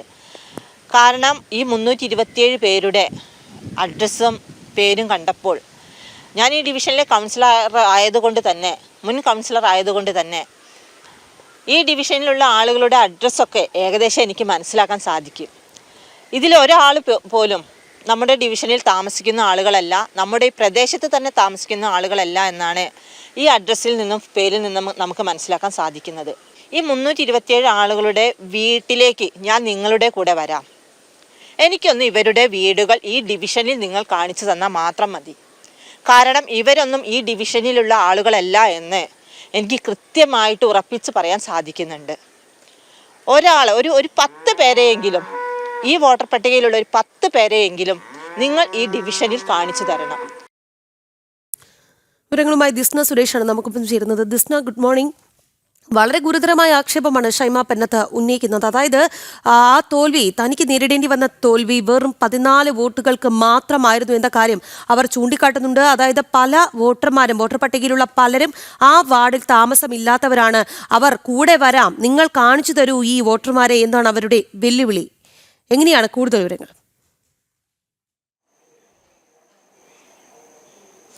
തീർച്ചയായും രാഖി, ആദ്യം തന്നെ ഗുഡ് മോർണിംഗ്. പ്രധാനമായും നിസ്സംശയമായി നമുക്ക് പറയാൻ സാധിക്കുന്നതാണ്, ഈ കോഴിക്കോടിനെ സംബന്ധിച്ചിടത്തോളം മാറാട് എത്രത്തോളം സ്വാധീനമാണ് BJPക്ക് ഉള്ളത് എന്നത് നിസ്സംശയം തന്നെ എടുത്തു പറയാവുന്നതാണ്. 2015 CPM-ൽ നിന്നും BJP അവിടെ അധികാരത്തിൽ വരുന്നത്. അതോടൊപ്പം തന്നെ 2015 മുതൽ 2020 വരെ ഈ ഷൈമയായിരുന്നു അവിടെ കൗൺസിലറായി ഉണ്ടായിരുന്നത്. 2020 തിരഞ്ഞെടുപ്പിലാണ് 14 വോട്ടുകൾക്ക് ഷൈമ പരാജയപ്പെടുന്നത് എന്ന് തന്നെയാണ്. 49/49 എന്ന സ്ഥലത്ത് മാത്രം, അതായത് ആ കെട്ടിട നമ്പറിൽ മാത്രം CPM ചേർത്തത് 327 വോട്ടുകളാണ് എന്നത് തന്നെയാണ് അവർ പറഞ്ഞു വെക്കുന്നത്. അതിൽ ഏറ്റവും എടുത്ത ഉദാഹരണമായി പറയേണ്ടത് ഒരു സഹകരണ ബാങ്കിൽ ജോലി ചെയ്യുന്ന ഷിജിയുണ്ട്. അവരുടെ ഭർത്താവ് മുരളീധരൻ എന്നിവർ താമസിക്കുന്നത് മാന്തോട്ടം ഡിവിഷനിലാണ്. അവർക്ക് മാന്തോട്ടത്തും വോട്ടുകളുണ്ട്, അതോടൊപ്പം തന്നെ ഈ മാറാടും വോട്ടുകൾ ഉണ്ട് എന്നത് തന്നെയാണ് അവർ ഉദാഹരണ സഹിതം പറഞ്ഞു വെക്കുന്നത്. നമുക്ക് നിലവിൽ അറിയാൻ സാധിച്ചിട്ടുള്ളത് 14 വോട്ടിന് BJP പരാജയപ്പെടുന്നു. മാത്രമല്ല ഇവിടെ 327 വോട്ടുകൾ കൂടുതലായി, അതായത് കൂട്ടിച്ചേർത്തു എന്നൊരു ആരോപണവുമായി തന്നെയാണ് BJP ഇപ്പോൾ നിലവിൽ രംഗത്ത് വന്നിരിക്കുന്നത്. വരും ദിവസങ്ങളിൽ കൂടുതൽ പട്ടിക പുറത്തുവിടും എന്ന് തന്നെയാണ് ഈ ഷൈമ വ്യക്തമാക്കിയിട്ടുള്ളത്. അതോടൊപ്പം തന്നെ ഈ കോഴിക്കോട് കോർപ്പറേഷനിൽ കൗൺസിൽ മൊത്തം തന്നെ ഇത്തരത്തിൽ ഇരട്ട വോട്ടുകൾ ചേർക്കുന്നതിനെ സംബന്ധിച്ച് വലിയ വിവാദങ്ങൾ ഉയർന്നു വരുന്നൊരു സാഹചര്യമാണ് നിലവിലുള്ളത്. ഇതിൽ എടുത്തു പറയേണ്ടത് ഈ ബേപ്പൂർ സോണിൽ മാത്രം 1492 ഇരട്ട വോട്ടുകൾ കണ്ടെത്തി എന്ന് തന്നെയാണ്.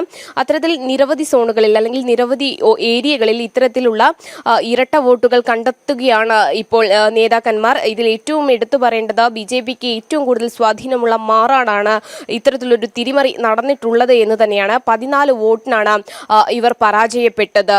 രാഖി, എന്തായാലും ദിസ്ന, ഓരോ ദിവസവും പുറത്ത് വരുന്ന ഈ ക്രമക്കേടുകളെല്ലാം തന്നെ CPM-നെ പോലെ തന്നെ UDF-നെയും പല രീതിയിലാണ് പ്രതിരോധത്തിൽ ആക്കുന്നത്. ഈ ഘട്ടത്തിൽ മറ്റു മുന്നണികൾ ഈ വിഷയത്തോട് പ്രതികരിക്കുന്നുണ്ടോ? എങ്ങനെ മുന്നോട്ട് പോകാനാണ് ഷൈമയുടെ തീരുമാനം? തീർച്ചയായും രാഗി, ഇതിൽ ഏറ്റവും എടുത്തു പറയേണ്ടത് കോഴിക്കോട് കോർപ്പറേഷന് കീഴിൽ വലിയൊരു അഴിമതി അല്ലെങ്കിൽ അട്ടിമറി നടന്നു എന്നത് തന്നെയാണ് നേതാക്കന്മാർ ആരോപിക്കുന്നത്. അതിൽ കൃത്യമായി സോണുകളുടെ കണക്കെടുത്തു പറയുന്നുണ്ട്.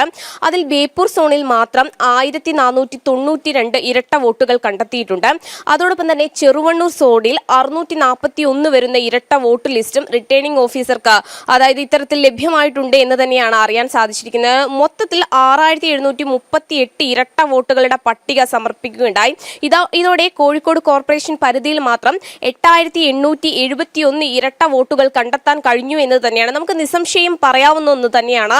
ഈ മാറാട് BJPക്ക് ഏറ്റവും കൂടുതൽ സ്വാധീനമുള്ള ഒരു സ്ഥലമാണ്. 2015 അധികാരം BJP ഏറ്റെടുക്കുന്നു. 2020 കൃത്യമായി പറഞ്ഞാൽ വെറും 14 വോട്ടുകൾക്ക് പരാജയപ്പെടുന്നു എന്നത് തന്നെയാണ്. ഉദാഹരണം സഹിതമാണ് ഷൈമ ഇത് ഏറ്റവും എടുത്തു കാണിക്കുന്നത്. രാഗി, എന്തായാലും വലിയൊരു സമരപരിപാടിയായി മുന്നോട്ട് പോവുക എന്നൊരു ലക്ഷ്യം തന്നെയാണ് BJP ഉൾപ്പെടെ മുന്നോട്ട് വെച്ചിട്ടുള്ളത്. രാഗി, ശരി ദിസ്ന, കോഴിക്കോട് കോർപ്പറേഷനിലെ കരട് വോട്ടർ പട്ടികയിലെ കൂടുതൽ ക്രമക്കേടുകളാണ് ഓരോ ദിവസവും പുറത്ത് വന്നുകൊണ്ടിരിക്കുന്നത്. എന്തായാലും വോട്ടർ പട്ടികയിലെ അപാകതകൾ BJP ചൂണ്ടിക്കാട്ടിയിട്ടുണ്ട്. വോട്ടർ പട്ടികയിൽ CPM തിരിമറി നടത്തിയത് കൊണ്ടാണ് കഴിഞ്ഞ തവണ മാറാട് വാർഡിൽ താൻ പരാജയപ്പെട്ടത് എന്ന കാര്യം BJP നേതാവ് ഷൈമ പെന്നത്ത് ചൂണ്ടിക്കാട്ടുന്നുണ്ട്. ഇതിന് തെളിവുകളടക്കം അവർ നിരത്തുന്നുമുണ്ട്. വിവരങ്ങളുമായി ദിസ്ന സുരേഷാണ് നമുക്കൊപ്പം ചേരുന്നത്.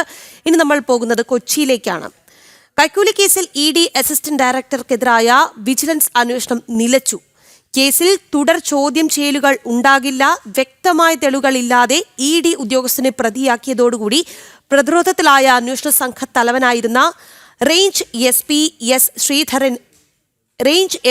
S ശശിധരനെ പോലീസ് അക്കാദമി അസിസ്റ്റന്റ് ഡയറക്ടറായി സ്ഥലം മാറ്റിയിരുന്നു. വിവരങ്ങളുമായി നിഷ ദിലീപ് ചേരുന്നുണ്ട്. നിഷ, വളരെ വലിയ രീതിയിലാണ് എന്തായാലും പോലീസിനെ അടക്കം ഇത് പ്രതിരോധത്തിലാക്കുന്നത്. അതുകൊണ്ട് തന്നെ ആയിരിക്കണമല്ലോ S ശശിധരനെ ആദ്യം സ്ഥലം മാറ്റിയത്. ഇതിന് പിന്നാലെ ഇപ്പോൾ അന്വേഷണവും നിലയ്ക്കുന്നത്.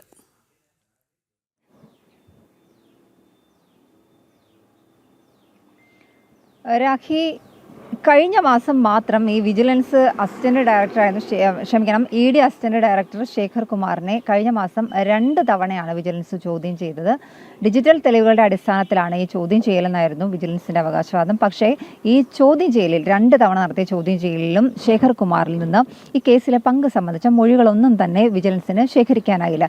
പകരം ഈ കേസിൽ നേരിട്ട് പിടിയിലായ പ്രതികളിൽ നിന്ന് മാത്രമാണ് വിജിലൻസിന് തെളിവുകൾ ലഭിച്ചിരിക്കുന്നത്.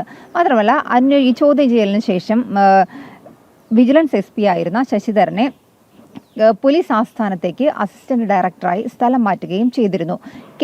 ഈ കേസിൽ വിജിലൻസ് നേരിട്ട ഒരു പ്രധാന ആരോപണം എന്ന് പറയുന്നത് മറ്റൊരു അന്വേഷണ ഏജൻസിയുടെ തലപ്പത്തിരിക്കുന്ന ഉദ്യോഗസ്ഥനെ ചോദ്യം ചെയ്തത് വലിയ ചർച്ചയായിരുന്നു. ശേഖർ കുമാറിന്റെ പങ്ക് നേരിട്ട് തെളിയിക്കാൻ ഈ ചോദ്യം ചെയ്യലിൽ നിന്ന് വിജിലൻസിന് കഴിഞ്ഞിരുന്നതുമില്ല. മാത്രമല്ല, ഈ 2 മാസത്തോളം നീണ്ട അന്വേഷണത്തിനിടയിൽ നേരിട്ട് പിടിയിലായ പ്രതികൾക്കെതിരെയുള്ള തെളിവുകൾ മാത്രമായിരുന്നു വിജിലൻസിന് ശേഖരിക്കാനായത്. ധൃതി പിടിച്ച് ED അസിസ്റ്റന്റ് ഡയറക്ടറായിരുന്ന ശേഖർ കുമാറിനെ ചോദ്യം ചെയ്തതും വലിയ ചർച്ചയായിരുന്നു. ഞാൻ നേരത്തെ പറഞ്ഞതുപോലെ തന്നെ മറ്റൊരു അന്വേഷണ ഏജൻസിയിലെ ഉദ്യോഗസ്ഥനെ സംശയത്തിന്റെ നിഴലിൽ നിർത്തിക്കൊണ്ടുള്ള ഒരു ചോദ്യം ചെയ്യൽ. എന്നാൽ അതിൽ നിന്ന് തെളിവുകളൊന്നും തന്നെ വിജിലൻസിന് കണ്ടെത്താനും കഴിഞ്ഞിരുന്നില്ല. ഏതായാലും വിജിലൻസ് ഇരുട്ടിൽ തപ്പുക തന്നെയാണ് ഈ 2 മാസത്തോളം കാലം നടന്നത്. എന്തായാലും ഇനി പുതിയ ഒരു SP വന്നു കഴിഞ്ഞാൽ പോലും ഈ കേസുകളൊക്കെ തന്നെ സൂക്ഷ്മതയോടെ പഠിച്ചതിന് ശേഷം മാത്രമായിരിക്കും ഇതിലൊരു തുടർ നടപടികളൊക്കെ തന്നെ ഉണ്ടാവുകയുള്ളൂ. കള്ളപ്പണ കേസിൽ ED അന്വേഷണം നേരിടുന്ന കശുവണ്ടി വ്യവസായിയിൽ നിന്നും ഈ കേസ് ഒതുക്കാൻ വേണ്ടി കൈക്കൂലി ആവശ്യപ്പെട്ടു എന്നതാണ് ശേഖർ കുമാറിനെതിരെയുള്ള കേസ്. എന്തായാലും കേസിന്റെ തുടർ നടപടികളെല്ലാം തന്നെ പുതിയ SP ചാർജ് എടുത്തതിന് ശേഷം ഇക്കാര്യങ്ങളെല്ലാം സൂക്ഷ്മതയോടുകൂടി പഠിച്ചതിന് ശേഷം മാത്രമായിരിക്കും ഉണ്ടാകുക. ശരി നിഷ, കൈക്കൂലി കേസിൽ ED അസിസ്റ്റന്റ് ഡയറക്ടർക്കെതിരായ വിജിലൻസ് അന്വേഷണം നിലച്ചിരിക്കുകയാണ്. കേസിൽ തുടർ ചോദ്യം ചെയ്യൽ ഉണ്ടാകില്ല എന്നാണ് പുറത്തുവരുന്ന വിവരങ്ങൾ. വ്യക്തമായ തെളിവുകളില്ലാതെ കേസെടുക്കുന്നു, പിന്നീട് നടപടിയുമായി മുന്നോട്ട് പോകുന്നു. ഇപ്പോൾ പോലീസ് തന്നെ വലിയ രീതിയിൽ വിഷയത്തിൽ പ്രതിരോധത്തിലായിട്ടുമുണ്ട്. നിഷ ദിലീപാണ് വാർത്തയുടെ വിശദാംശങ്ങൾ നൽകിയത്. നമുക്ക് നമ്മുടെ പ്രേക്ഷകരുടെ ചില അഭിപ്രായങ്ങൾ കൂടി പരിശോധിക്കാം. പ്രദീപ് PP എന്ന പ്രേക്ഷകൻ പറയുന്നുണ്ട്, ഇടുക്കിയിൽ 2 ദിവസമായി ശക്തമായ മഴയാണ് എന്നൊപ്പം മനു VK പെരുവാമ്പ അദ്ദേഹം പറയുന്നുണ്ട്, അടുത്ത ഖജനാവ് നിറയ്ക്കാൻ വേണ്ടിയിട്ടാണ് പമ്പയിൽ മന്ത്രിയും സംഘവും നടത്തുന്ന കൂടിക്കാഴ്ച. അതായത് അയ്യപ്പ ഭക്ത സംഗമത്തെക്കുറിച്ചിട്ടാണ് അദ്ദേഹം പരാമർശിക്കുന്നത്. മുരളീധരൻ പി പറയുന്നുണ്ട്, ഖജനാവ് നിറയ്ക്കാനല്ല, പോക്കറ്റിനും പാർട്ടിക്കും വേണ്ടിയാണ് എന്ന്. എന്തായാലും രാവിലെ ഈ സ്വാഗത സംഘ രൂപീകരണം നടക്കുന്നുണ്ട്. അയ്യപ്പ ഭക്തരുടെയൊക്കെ അഭിപ്രായങ്ങളും ഒക്കെ ഇതാണ്. പക്ഷേ ഇതൊക്കെ അവഗണിച്ച് മുന്നോട്ട് പോകാനാണ് സർക്കാരിൻ്റെ തീരുമാനം എന്നുള്ളതാണ്. നമുക്ക് കോഴിക്കോടേക്ക് പോകാം. കോഴിക്കോട് താമരശ്ശേരിയിലെ 4ാം ക്ലാസ്സുകാരിയുടെ മരണകാരണം അമീബിക് മസ്തിഷ്ക ജ്വരമെന്ന് സ്ഥിരീകരിച്ചതോടുകൂടി അതീവ ജാഗ്രതയിലാണ് ആരോഗ്യവകുപ്പ്.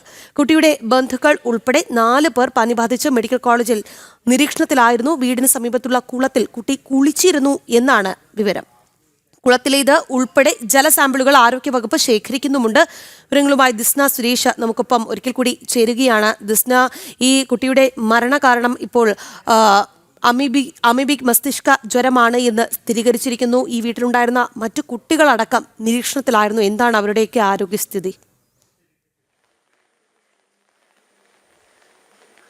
തീർച്ചയായും രാഗി, ഈ വർഷം 5ാമത്തെ മരണമാണ് അമീബിക് മസ്തിഷ്ക ജ്വരം ബാധിച്ച് സംസ്ഥാനത്ത് രേഖപ്പെടുത്തുന്നത്. അതിൽ 4 കോഴിക്കോട് ജില്ലയിലാണ് ഉണ്ടായിരിക്കുന്നത് എന്ന് തന്നെയാണ്. ഇന്നലെയാണ് 4ാം ക്ലാസ് വിദ്യാർത്ഥിനിയുടെ മരണവുമായി ബന്ധപ്പെട്ട് പോസ്റ്റ്മോർട്ടം റിപ്പോർട്ട് പുറത്തുവന്നത്. അതിൽ അമീബിക് മസ്തിഷ്ക ജ്വരം എന്ന സ്ഥിരീകരണം ഉണ്ടായിരിക്കുന്നു. ഈ കുട്ടി വീടിന് സമീപത്തുള്ള കുളത്തിൽ കുളിച്ചിരുന്നു എന്ന് തന്നെയാണ് നമുക്ക് അറിയാൻ സാധിച്ചിരിക്കുന്നത്. എന്തായാലും കഴിഞ്ഞ ദിവസം ആരോഗ്യവകുപ്പിന്റെ നേതൃത്വത്തിൽ പനി സർവേ ഉൾപ്പെടെ ഈ പ്രദേശത്ത് നടത്തിയിരുന്നു. അതോടൊപ്പം തന്നെ ഈ കുട്ടി കുളിച്ച കുളത്തിലെ ജലത്തിന്റെ സാമ്പിളുകൾ ശേഖരിക്കും എന്നൊരു വിവരം തന്നെയാണ് ആരോഗ്യവകുപ്പ് അധികൃതരിൽ നിന്നും നമുക്ക് ലഭ്യമായിട്ടുള്ളത്. അതോടൊപ്പം തന്നെ കുട്ടിയുടെ ബന്ധുക്കൾ ഉൾപ്പെടെ കോഴിക്കോട് മെഡിക്കൽ കോളേജ് ആശുപത്രിയിൽ കഴിഞ്ഞിരുന്നു. അവരെ ഇന്നലെ വൈകുന്നേരത്തോടു കൂടി പനി കുറഞ്ഞതിനെ തുടർന്ന് ഡിസ്ചാർജ് ചെയ്തിട്ടുണ്ട്. സാധാരണ വൈറൽ പനിയായിരുന്നു അവർക്കുണ്ടായിരുന്നത് എന്ന് തന്നെയാണ് ആരോഗ്യവകുപ്പ് അധികൃതർ വ്യക്തമാക്കിയിട്ടുള്ളത്. എന്തായാലും താമരശ്ശേരി ഉൾപ്പെടെയുള്ള ആ പ്രദേശത്ത് വലിയ രീതിയിലുള്ള ജാഗ്രതാ നിർദ്ദേശമാണ് ആരോഗ്യവകുപ്പിന്റെ ഭാഗത്തു നിന്നുണ്ടായിരിക്കുന്നത്. ഈ കെട്ടിക്കിടക്കുന്ന വെള്ളത്തിൽ ഉൾപ്പെടെ ആളുകൾ ഇറങ്ങരുത്, കുളത്തിൽ കുളിക്കരുത് തുടങ്ങിയ നിർദ്ദേശമൊക്കെ തന്നെയും ആരോഗ്യവകുപ്പ് മുന്നോട്ട് വെക്കുന്നു. ഇതിൽ ഏറ്റവും എടുത്തു പറയേണ്ടത് കുട്ടി വീടിന് സമീപത്തുള്ള കുളത്തിൽ കുളിച്ചിരുന്നു എന്നൊരു വിവരം തന്നെയാണ് നിലവിൽ നമുക്ക് ലഭ്യമാകുന്നത്. അതോടൊപ്പം തന്നെ ഈ താമരശ്ശേരി താലൂക്ക് ആശുപത്രിക്കെതിരെ വലിയൊരു ആരോപണവുമായി കുടുംബം രംഗത്ത് വന്നിരുന്നു. കൃത്യമായി ചികിത്സ നൽകിയില്ല എന്നതായിരുന്നു കുടുംബത്തിന്റെ ആരോപണം. തുടർന്ന് നമ്മൾ കുടുംബവുമായി സംസാരിച്ചു. ഇന്ന് അവർ അത്തരത്തിലൊരു പ്രതികരണത്തിന് തയ്യാറായിട്ടില്ല രാഗി. എന്തായാലും അമീബിക് മസ്തിഷ്ക ജ്വരം ബാധിച്ച 4 മരണമാണ് ഇപ്പോൾ കോഴിക്കോട് ജില്ലയിൽ സ്ഥിരീകരിച്ചിരിക്കുന്നത്. സംസ്ഥാനത്ത് ഉൾപ്പെടെ 5 മരണം സ്ഥിരീകരിക്കപ്പെട്ടു. അതിൽ 4 എണ്ണവും കോഴിക്കോട് ജില്ലയിലാണ് രാഗി. ശരി ദിസ്ന, കോഴിക്കോട് താമരശ്ശേരിയിലെ 4ാം ക്ലാസ്സുകാരുടെ മരണകാരണം അമീബിക് മസ്തിഷ്ക ജ്വരമെന്ന് സ്ഥിരീകരിച്ചതോടുകൂടി അതീവ ജാഗ്രതയിലാണ്. കുട്ടിയുടെ ബന്ധുക്കൾ ഉൾപ്പെടെ 4 പേർ പനി ബാധിച്ച മെഡിക്കൽ കോളേജിൽ നിരീക്ഷണത്തിലായിരുന്നു. വീടിന് സമീപത്തുള്ള കുളത്തിൽ കുട്ടി കുളിച്ചിരുന്നുവെന്ന വിവരവും ലഭിക്കുന്നുണ്ട്. അങ്ങനെയായിരിക്കാം കുട്ടിക്ക് ഈ കുട്ടിക്ക് ഇത്തരത്തിൽ അസുഖബാധ ഉണ്ടായത് എന്നാണ് ലഭിക്കുന്ന വിവരങ്ങൾ സൂചിപ്പിക്കുന്നത്. ദിസ്ന സുരേഷാണ് കോഴിക്കോട് നിന്ന് വിശദാംശങ്ങൾ നൽകിയത്. പ്രദീപ് പി എന്ന പ്രേക്ഷകൻ ചൂണ്ടിക്കാട്ടുന്നുണ്ട്, തല്ലി ഓടിച്ചവരെ പമ്പയിൽ കൊണ്ടുവന്ന് ഏത്തം ഇടിയിക്കാൻ അവസരം ഒരുക്കണം എന്ന്. ഇത്തരത്തിലാണ് ജനവികാരം എന്നുള്ളത് സർക്കാർ മനസ്സിലാക്കണമെന്നാണ് പലരും അഭ്യർത്ഥിക്കുന്നത് എന്നുള്ളതാണ്. ഇനി നമുക്ക് മറ്റ് വാർത്തകളിലേക്കൊക്കെ തന്നെ പോകാം. ഇന്ന് ശ്രീരാമകൃഷ്ണ പരമഹംസരുടെ 139ാം സമാധി ദിനം.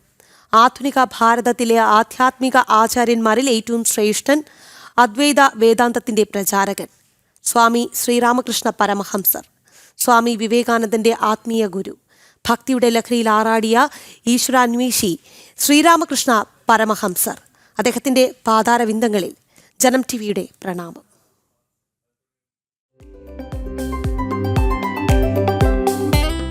ഇന്ന് ശ്രീരാമകൃഷ്ണ പരമഹംസരുടെ 139ാം സമാധി ദിനം.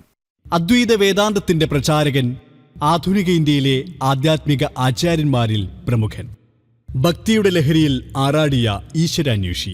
കൊൽക്കത്തയ്ക്കടുത്തുള്ള ഹൂഗ്ലിയിലെ കമാർപൂക്കൂർ ഗ്രാമത്തിൽ ഒരു ദരിദ്ര ബ്രാഹ്മണ കുടുംബത്തിൽ 1836 ഫെബ്രുവരി 18-നായിരുന്നു ജനനം. വൈഷ്ണവരായ ഖുദിറാം ചാറ്റർജി, ചന്ദ്രാദേവി എന്നിവരായിരുന്നു മാതാപിതാക്കൾ.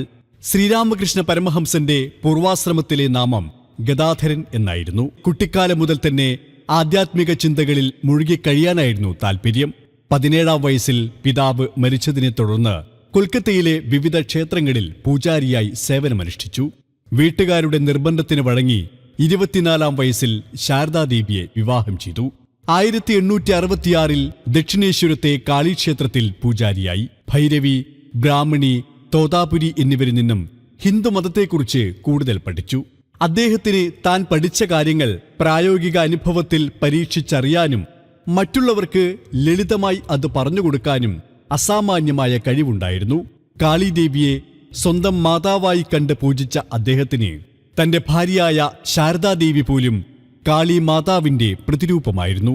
ഈശ്വര സാക്ഷാത്കാരത്തിന് മതങ്ങളല്ല, കർമ്മമാണ് പ്രധാനമെന്ന് അദ്ദേഹം വിശ്വസിച്ചു. അദ്വൈത വേദാന്തത്തിന്റെ പ്രചാരകൻ അതാണ് ശ്രീരാമകൃഷ്ണ പരമഹംസർ. ആസക്തി കൂടാതെ പ്രവർത്തിക്കുക എന്നാൽ പ്രതിഫലം പ്രതീക്ഷിക്കാതെയോ ഇഹലോകത്തോ പരലോകത്തോ ശിക്ഷയെക്കുറിച്ച് ഭയമില്ലാതെ പ്രവർത്തിക്കുക എന്നാണ്. അങ്ങനെ ചെയ്യുന്ന പ്രവൃത്തി ലക്ഷ്യത്തിലേക്കുള്ള ഒരു മാർഗമാണ്. ദൈവം അവസാനമാണ്. ശ്രീരാമകൃഷ്ണ പരമഹംസന്റെ വാക്യങ്ങളാണിത്. മനുഷ്യജീവിതത്തിന്റെ ലക്ഷ്യം ദൈവസാക്ഷാത്കാരമാണ്. ഈ ജന്മത്തിൽ തന്നെ ദൈവത്തെ സാക്ഷാത്കരിക്കാൻ ഒരാൾ പരിശ്രമിക്കണം. ദൈവത്തെ അറിയുക എന്നതാണ് യഥാർത്ഥ അറിവ്. ദൈവത്തെ പ്രാപിക്കാനുള്ള ഏറ്റവും എളുപ്പമാർഗമാണ് ഭക്തി. ഇവയൊക്കെ ശ്രീരാമകൃഷ്ണ പരമഹംസന്റെ പ്രധാന ഉപദേശങ്ങളിൽ ചിലതാണ്.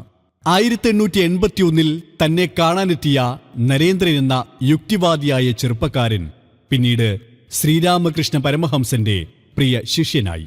അദ്ദേഹമാണ് സ്വാമി വിവേകാനന്ദൻ. ശ്രീരാമകൃഷ്ണ പരമഹംസന് സ്വാമി വിവേകാനന്ദനെ കൂടാതെ നേരിട്ട് 16 ശിഷ്യഗണങ്ങളുമുണ്ട്. 1886 ആഗസ്റ്റ് 16 50-ാം വയസ്സിലാണ് സ്വാമി ശ്രീരാമകൃഷ്ണ പരമഹംസർ സമാധിയായത്. ശ്രീരാമകൃഷ്ണ പരമഹംസരുടെ ദീപ്തസ്മരണയ്ക്ക് മുന്നിൽ ജനം ടിവിയുടെ പ്രണാമം. ഇന്നലകൾ ഇന്ന് powered by hotel Chitra, pure vegetarian, Marthandam, Kanyakumari, Nagercoil. ഇന്ന് അടൽ സ്മൃതി ദിനമാണ്. അദ്ദേഹം നമ്മെ വിട്ടുപിരിഞ്ഞിട്ട് 7ാം വാർഷിക ദിനമാണ്. പ്രധാനമന്ത്രി നരേന്ദ്രമോദി അദ്ദേഹത്തിന്റെ സ്മൃതി കുടീരത്തിൽ എത്തി പുഷ്പാർച്ചന നടത്താൻ പോവുകയാണ്. രാഷ്ട്രപതി ദ്രൗപദി മുർമു പുഷ്പാർച്ചന നടത്തുന്ന തത്സമയ ദൃശ്യങ്ങളാണ് പ്രേക്ഷകർ കാണുന്നത്.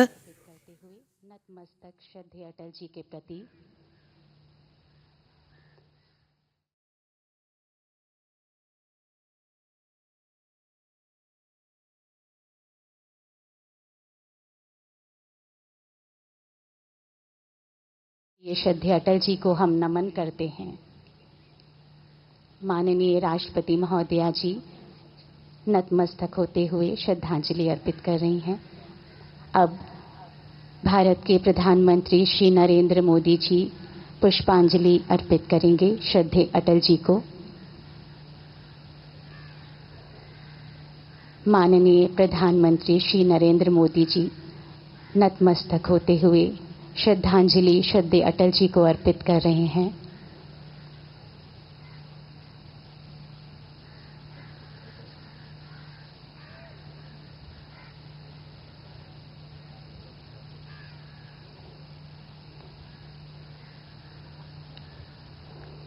आज की संगीतमय श्रद्धांजलि देने हेतु हमारे मध्य उपस्थित हैं समृद्धि पाठक व सानवी पाठक. दोनों बहनें मधुबनी बिहार प्रांत से यहाँ उपस्थित हैं और मैं उनसे आग्रह करूंगी कि भजनों के माध्यम से अपनी श्रद्धांजलि दें. माननीय रक्षा मंत्री श्री राजनाथ सिंह जी पुष्पांजलि अर्पित करते हुए, माननीय राष्ट्रीय अध्यक्ष व केंद्रीय मंत्री श्री जगत प्रकाश नड्डा जी श्रद्धांजलि पुष्पांजलि अर्पित करते हुए,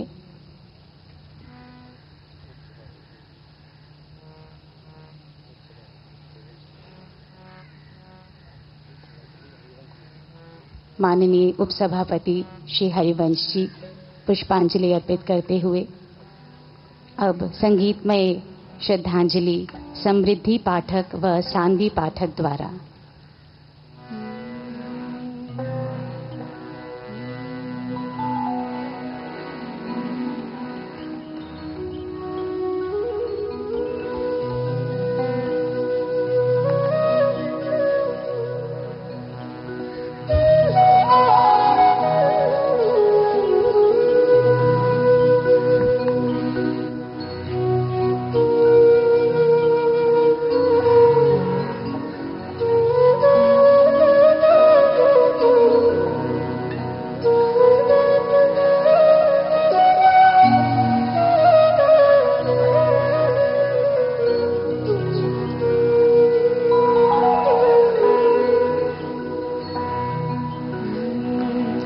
वैष्णव जन तो तेरे कहिए पीड़ पराए जाने रे। वैष्णव जन तो तेरे कहिए पीड़ पराए जाने रे। पर दुखे उपकार करे दोए, पर दुखे उपकार करे दोए, मरे अभिमान दाने रे। वैष्णव जन तो तेरे कहिए जे पीड़ पराए जाने रे।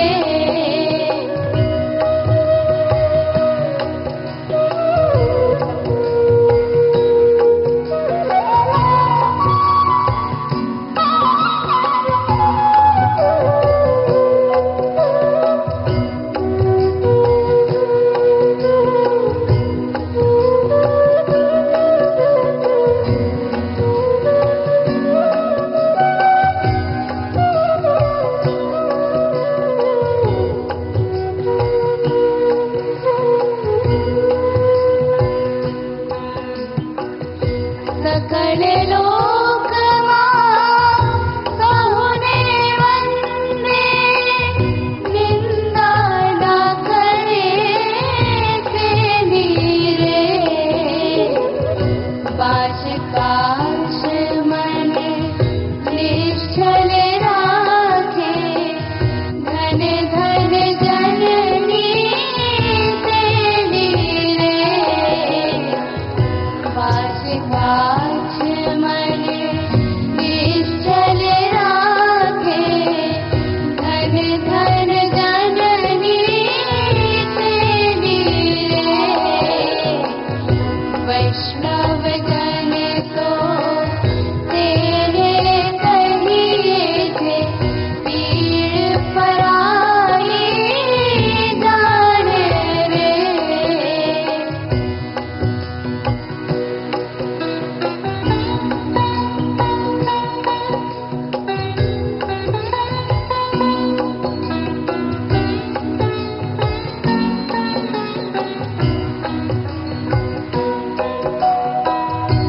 समदृष्टि में कृष्णा त्यागी,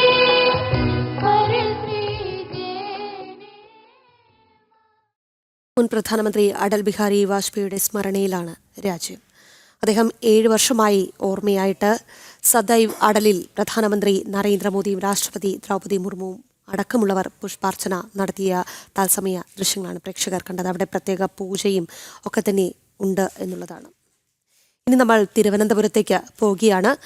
മതവും ജാതിയും മാറാൻ വ്യാജ സർട്ടിഫിക്കറ്റുകൾ നൽകി ബിഷപ്പുമാർ. SIUC ലത്തീൻ സഭ ബിഷപ്പുമാർ നൽകിയ കത്തിന്റെ പകർപ്പ് പുറത്ത്. 2011 അച്ചടി വകുപ്പ് ഡയറക്ടർ ജാതി മാറ്റത്തിലെ തട്ടിപ്പ് അന്വേഷിക്കണമെന്നാവശ്യപ്പെട്ട് സർക്കാരിന് നൽകിയ കത്തിന്റെ പകർപ്പ് ജനം TVക്ക് ലഭിച്ചു. ജനം ബിഗ് ബ്രേക്കിംഗ്. ഇത് SIUC bishop doctor Gladstone 17/6/2002 Preetha എന്ന ബാലരാമപുരം സ്വദേശിക്ക് നൽകിയ SIUC സർട്ടിഫിക്കറ്റാണ്. ജാതിയാവട്ടെ SIUC Nadar Christian. അതേ പ്രീത 11/11/2005 ആയപ്പോൾ കമ്മ്യൂണിറ്റി സർട്ടിഫിക്കറ്റ് മാറ്റി ലത്തീൻ കത്തോലിക്ക ആംഗ്ലോ ഇന്ത്യൻ എന്ന ലത്തീൻ സഭയുടെ സർട്ടിഫിക്കറ്റ് സ്വന്തമാക്കി. ഈ ജാതി മാറ്റം സംവരണ ആനുകൂല്യങ്ങൾ നേടിയെടുക്കാൻ വേണ്ടി മാത്രമെന്നത് വ്യക്തം.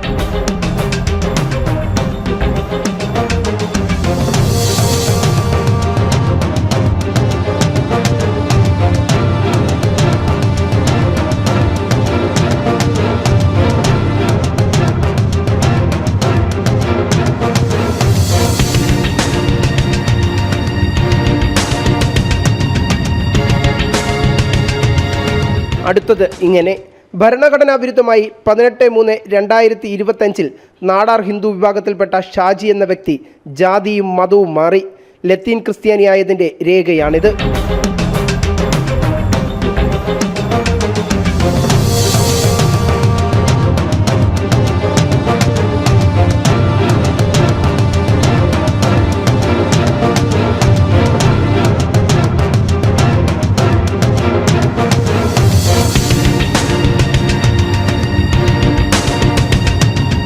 സമാനമായ രീതിയിൽ ഹിന്ദു ഈഴവ വിഭാഗത്തിൽപ്പെട്ട ഇന്ദുലാൽ നെയ്യാറ്റിൻകര സ്വദേശി 3/2/2025 ലത്തീൻ ക്രിസ്ത്യാനിയായതിൻ്റെ രേഖയും.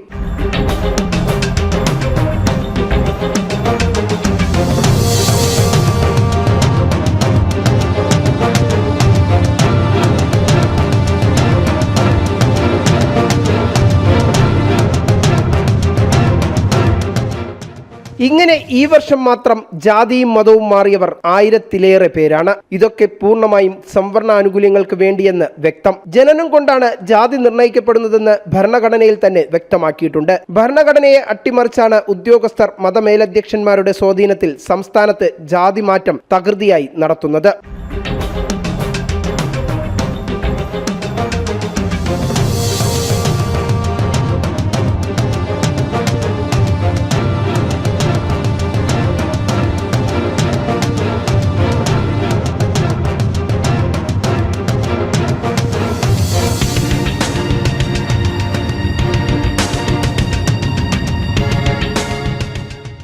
ഇനി മറ്റൊരു രേഖ.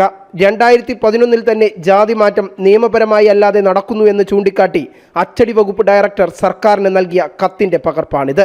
അപ്പോഴും സർക്കാർ അനങ്ങാപ്പാറ നയം സ്വീകരിച്ചു.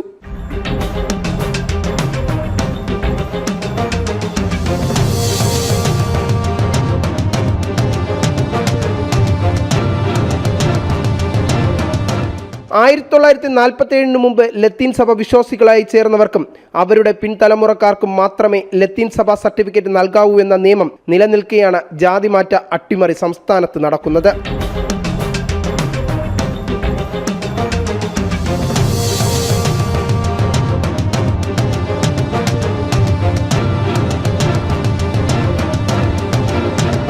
പട്ടികജാതി പട്ടികവർഗ വികസന വകുപ്പ് 2010 തന്നെ ജാതിമാറ്റ തട്ടിപ്പ് ശ്രദ്ധയിൽപ്പെട്ടതോടെ ലത്തീൻ കത്തോലിക്ക സമുദായങ്ങൾക്ക് ജാതിമാറ്റ സർട്ടിഫിക്കറ്റ് നൽകുന്നതിനുള്ള മാനദണ്ഡങ്ങൾ ഉത്തരവായി നൽകിയിരുന്നു. ഇതും ഇവിടെ അട്ടിമറിക്കപ്പെട്ടു.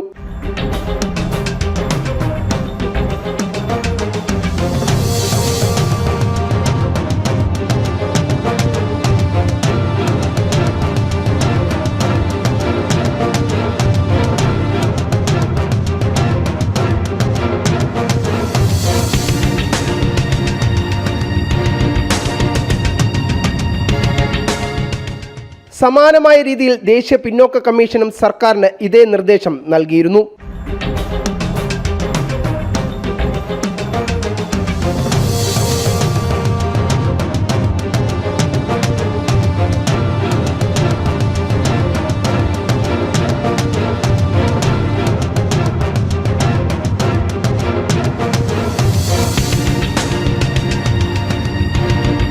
എല്ലാ നിയമങ്ങളും കാറ്റിൽ പറത്തിയാണ് സംസ്ഥാനത്ത് ജാതി മതമാറ്റം തകൃതിയായി നടക്കുന്നത്. മതമേലധ്യക്ഷന്മാരും സർക്കാരും ഒപ്പം തന്നെ ഉദ്യോഗസ്ഥരും കുടപിടിക്കുമ്പോൾ നിലവിൽ ഭരണഘടനയാണ് വെല്ലുവിളിക്കുന്നത്. ഈ ജാതി മതമാറ്റത്തിലൂടെ സഭയ്ക്ക് ലഭിക്കുന്നതാകട്ടെ ഒരു അംഗബലം, ഒപ്പം ജാതി മതം മാറുന്നവർക്ക് ലഭിക്കുന്നതാകട്ടെ ആനുകൂല്യങ്ങളും. ഇതിനുവേണ്ടി മാത്രമാണ് ഇത്തരത്തിലുള്ള ജാതി മതമാറ്റം സംസ്ഥാനത്ത് നടക്കുന്നതും. വിനീഷ്, ജനം, തിരുവനന്തപുരം. വാർത്തയുടെ കൂടുതൽ വിവരങ്ങളുമായി ഈ വാർത്ത റിപ്പോർട്ട് ചെയ്ത വിനീഷ് നമുക്കൊപ്പം ചേരുന്നുണ്ട്. വിനീഷ്, സംവരണ ആനുകൂല്യം ലഭിക്കാൻ നടത്തുന്ന വമ്പൻ തട്ടിപ്പിന്റെ കഥയാണ് വിനീഷ് റിപ്പോർട്ട് ചെയ്തിരിക്കുന്നത്. എന്തൊക്കെ കാര്യങ്ങളാണ് വിനീഷിന്റെ അന്വേഷണത്തിൽ വ്യക്തമായത്?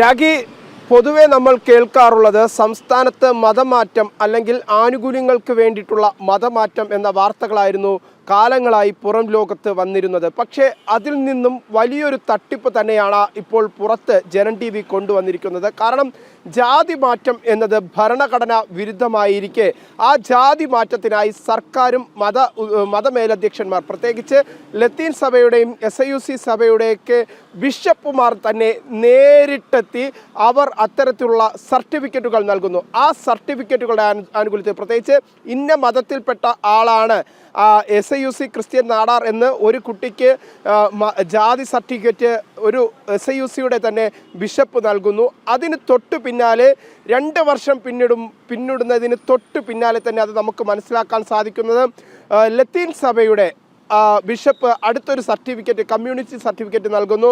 ഈ കുട്ടി ലത്തീൻ കത്തോലിക്ക ആംഗ്ലോ ഇന്ത്യൻ എന്ന സർട്ടിഫിക്കറ്റ് നൽകുന്നു. അങ്ങനെ പരിശോധിക്കുമ്പോൾ അതിൽ വലിയ തട്ടിപ്പ് നടക്കുന്നു. ഈ ജാതി മാറ്റം എന്നത് സംവരണ ആനുകൂല്യങ്ങൾക്ക് വേണ്ടി മാത്രം എന്നതാണ് പ്രധാനപ്പെട്ട കാര്യം. ഈ ജാതി മാറ്റം ഭരണഘടനാ വിരുദ്ധം എന്ന നിയമവ്യവസ്ഥ നിലനിൽക്കുമ്പോൾ അതിനെ അട്ടിമറിച്ചുകൊണ്ടാണ് ഇത്തരത്തിലുള്ള ജാതി മതമാറ്റം നടത്തുന്നത്. പ്രത്യേകിച്ച് വോട്ട് ബാങ്ക് മാത്രം ലക്ഷ്യം കാണുന്ന സംസ്ഥാന സർക്കാരുകൾ, പ്രത്യേകിച്ച് മാറി മാറി വന്ന ഇടതുപക്ഷവും വലതുപക്ഷവും ഇതിന് മൗനാനുവാദം നൽകിയിരിക്കുന്നു. ഇത് വർഷങ്ങളായി നടത്തി വന്ന ഒരു തട്ടിപ്പ് എന്നതാണ് പ്രധാനപ്പെട്ട കാര്യം. ആ തട്ടിപ്പിൻ്റെ കൃത്യമായ വിവരങ്ങൾ നമുക്ക് മനസ്സിലാക്കാൻ സാധിക്കുന്നുണ്ട്. പ്രത്യേകിച്ച് അച്ചടി വകുപ്പിൻ്റെ ഡയറക്ടർ തന്നെ 2011 കൃത്യമായി ഇതിൻ്റെ മാനദണ്ഡങ്ങൾ ലംഘിക്കപ്പെടുന്നു. ഹിന്ദു നാടാർ വിഭാഗത്തിൽപ്പെടുന്നവർ നിരന്തരമായി ഇങ്ങനെ ജാതി മാറ്റം നടത്തുന്നു എന്ന് സംബന്ധിച്ചുള്ള വിവരങ്ങൾ സർക്കാരിനെ കത്ത് മുഖേന അച്ചടി വകുപ്പ് ഡയറക്ടർ നൽകുന്നു. അപ്പോഴും സർക്കാർ അനങ്ങാപ്പാറ നയം സ്വീകരിക്കുന്നു. ഒപ്പം തൊട്ടു പിന്നാലെ നമുക്ക് മനസ്സിലാക്കാൻ സാധിക്കുന്നത് ഇതിൻ്റെ മാനദണ്ഡം പുതുക്കി നൽകിക്കൊണ്ട് പട്ടികവർഗ വിഭാഗം അല്ലെങ്കിൽ ആ ഒരു വകുപ്പ് തന്നെ സർക്കാരിന് വീണ്ടും കത്ത് നൽകുകയാണ്, നിർദ്ദേശം നൽകുകയാണ്, ഉദ്യോഗസ്ഥർക്ക് നിർദ്ദേശം നൽകുകയാണ്. 1947 മുൻപ് മാത്രം ലത്തീൻ സഭയുടെ വിശ്വാസികളായിരുന്നവർക്കും ഒപ്പം തന്നെ അവരുടെ പിൻതലമുറക്കാർക്കും മാത്രമേ ലത്തീൻ സമുദായ സർട്ടിഫിക്കറ്റ് നൽകാൻ പാടുള്ളൂ. അതൊരു ജാതിയാണ്. ആ ഒരു ജാതി വ്യവസ്ഥയിൽ ഉൾപ്പെടുന്നവർക്ക് മാത്രമേ അത്തരത്തിൽ സർട്ടിഫിക്കറ്റുകൾ നൽകാവൂ എന്ന നിയമം സംസ്ഥാനത്ത് നിലനിൽക്കുന്നു. ആ നിയമം സംസ്ഥാനം അട്ടിമറിക്കുന്നു എന്ന് മനസ്സിലാക്കിയ ദേശീയ പിന്നോക്ക കമ്മീഷൻ ഉൾപ്പെടെയുള്ളവർ വീണ്ടും സംസ്ഥാന സർക്കാരിനെ ഓർമ്മിപ്പിച്ചുകൊണ്ട് വീണ്ടും ഒരു കത്ത് സംസ്ഥാനത്ത് നൽകുന്നു. ഇതെല്ലാം പൂഴ്ത്തിവെച്ചുകൊണ്ട് മതമേലധ്യക്ഷന്മാരുടെ നിർദ്ദേശപ്രകാരം സംസ്ഥാനത്ത് ലക്ഷക്കണക്കിന് ആളുകളെയാണ് ഇത്തരത്തിൽ ജാതി മാറ്റിയത്. കഴിഞ്ഞ 1947 ശേഷം സ്വാതന്ത്ര്യം കിട്ടിയതിന് ശേഷം നമ്മുടെ സംവിധാനങ്ങൾ, ഭരണ സംവിധാനങ്ങളും ഒപ്പം തന്നെ ഉദ്യോഗസ്ഥ വൃന്ദങ്ങളും ഒപ്പം സർക്കാർ സംവിധാനങ്ങളും ഒന്നടങ്കം ഈ ക്രിസ്ത്യൻ മതമേലധ്യക്ഷന്മാരുടെ നിർദ്ദേശപ്രകാരം പ്രവർത്തിച്ചു സംസ്ഥാനത്ത് എന്ന് സംബന്ധിച്ചുള്ള ഞെട്ടിക്കുന്ന തെളിവുകൾ തന്നെയാണ് ഇപ്പോൾ ജനൻ TV പുറത്തുവിട്ടിരിക്കുന്നത്. കാരണം മുൻകാലങ്ങളിലൊക്കെ നമ്മൾ കേട്ടിരുന്നത് മതം മാറ്റം എന്ന് പറയുന്നതിനപ്പുറം മറ്റൊരു മാറ്റം, അല്ലെങ്കിൽ അതിനപ്പുറം അതിലൊക്കെ ഏറെ ഭയാനകരമായ ഒരു ജാതിയെ അട്ടിമറിക്കുന്ന തരത്തിലുള്ള ഒരു മാറ്റം തന്നെയാണ് നമുക്ക് ഇതിലൂടെ മനസ്സിലാക്കാൻ സാധിക്കുന്നത് എന്നതാണ് പ്രധാനപ്പെട്ട കാര്യം. അതിൽ ഏറ്റവും എടുത്തു പറയാൻ സാധിക്കുക, നമ്മൾ ഏറ്റവും അവസാനം 2025 പരിശോധിക്കുമ്പോൾ നമുക്ക് മനസ്സിലാക്കാൻ സാധിച്ചത് ഈ 2025 ഈ മാസത്തോടെ എത്തുമ്പോൾ തന്നെ ഏകദേശം 1000-ലധികം പേർ ഇത്തരത്തിൽ മതം മാറ്റവും ജാതി മാറ്റവും സംസ്ഥാനത്ത് നടത്തിയിരിക്കുന്നു എന്നതാണ്. നമ്മൾ അതിൻ്റെ രേഖകളും പുറത്തുവിട്ടിട്ടുണ്ട്. പ്രത്യേകിച്ച് ഈഴവ സമുദായം, ഈഴവ ഹിന്ദു വിഭാഗത്തിൽ നിന്ന് ലത്തീൻ സഭയിലേക്ക് ലത്തീൻ കത്തോലിക്ക ക്രിസ്ത്യാനിയായി, ആംഗ്ലോ ഇന്ത്യൻ ക്രിസ്ത്യാനിയായി മാറുന്നു. അതെങ്ങനെ യാഥാർത്ഥ്യമായി? ഒപ്പം തന്നെ നാടാർ ഹിന്ദു വിഭാഗത്തിലുള്ള മറ്റൊരു വ്യക്തി ജാതിയും മതവും മാറുന്നു. അയാളും ലത്തീൻ കത്തോലിക്ക ആംഗ്ലോ ഇന്ത്യൻ ക്രിസ്ത്യൻ വിഭാഗത്തിലേക്ക് മാറുന്നു. ലത്തീൻ കത്തോലിക്ക എന്ന് പറയുമ്പോൾ ഒരു ജാതിയായിട്ടാണ് സംസ്ഥാനത്ത് കണക്കാക്കുന്നത്. ആ ഒരു ഭരണഘടനാ വിരുദ്ധമായി എങ്ങനെ ഇവർക്ക് മാറാൻ സാധിക്കുന്നു? ഈ ഉദ്യോഗസ്ഥർ എന്തിനു വേണ്ടിയിട്ടാണ് ഇത്തരത്തിൽ ജാതി മാറ്റത്തിന് അനുകൂലമായ സാഹചര്യം സംസ്ഥാനത്ത് ഒരുക്കുന്നത്? ഇതിൽ സംസ്ഥാന സർക്കാർ മൗനാനുവാദം നൽകുന്നു. മാറി മാറി വന്ന സർക്കാരുകൾ മൗനാനുവാദം നൽകി. പ്രത്യേകിച്ച് ബിഷപ്പുമാരെ പ്രീതിപ്പെടുത്താൻ വേണ്ടി സംസ്ഥാനത്ത് ഇത്തരത്തിൽ വലിയൊരു തരത്തിലുള്ള തട്ടിപ്പ് നടന്നു. അത് വ്യാപകമായി കഴിഞ്ഞ കുറേ വർഷങ്ങളായി നടക്കുന്നു. ഇതിൻ്റെ അടിസ്ഥാനത്തിൽ ലക്ഷക്കണക്കിന് പേരാണ് ജാതി മതമാറ്റം സംസ്ഥാനത്ത് നടന്നിരുന്നത്. ഒരുപക്ഷെ പ്രത്യക്ഷമായി മതമാറ്റം എന്ന വാർത്തകൾ പല ഘട്ടങ്ങളിലായി നമ്മൾ കണ്ടിട്ടുണ്ടെങ്കിലും അതിലെല്ലാം ഉപരി വലിയ തോതിലുള്ള ഒരു തട്ടിപ്പാണ് വർഷങ്ങളായി തുടർന്നുകൊണ്ടിരിക്കുന്നത്. ഇതിന് അറുതി വരുത്തിയേ പറ്റൂ എന്ന ഒരു തരത്തിലുള്ള നിലപാട് തന്നെയാണ് പൊതുസമൂഹത്തിൽ നിന്ന് ഉയരുന്നത് എന്നതാണ് പ്രധാനപ്പെട്ട കാര്യം. അതിൻ്റെ രേഖകൾ നമ്മൾ ജനൻ TV കൃത്യമായി പുറത്തുവിടുമ്പോൾ അതിൽ വ്യക്തമായി മനസ്സിലാക്കാൻ സാധിക്കുന്നത് എല്ലാ മാനദണ്ഡങ്ങളും അട്ടിമറിച്ചുകൊണ്ടുള്ള അതുപോലെ തന്നെ ഈ ബിഷപ്പുമാർ ഈ വിഷയത്തിൽ, അതായത് ഇത്രയും വലിയൊരു തട്ടിപ്പിന് അവർ തന്നെ ചുക്കാൻ പിടിക്കുന്നു എന്ന് പറയുമ്പോൾ സർക്കാർ അതിന് മൗനാനുവാദവും നൽകുന്നുണ്ട്. കാരണം വോട്ട് ബാങ്ക് മുന്നിലുണ്ടല്ലോ. അപ്പോൾ ഇതൊരു സംസ്ഥാന വ്യാപകമായി നടക്കുന്ന തട്ടിപ്പായി തന്നെ വേണം മനസ്സിലാക്കാനല്ലേ?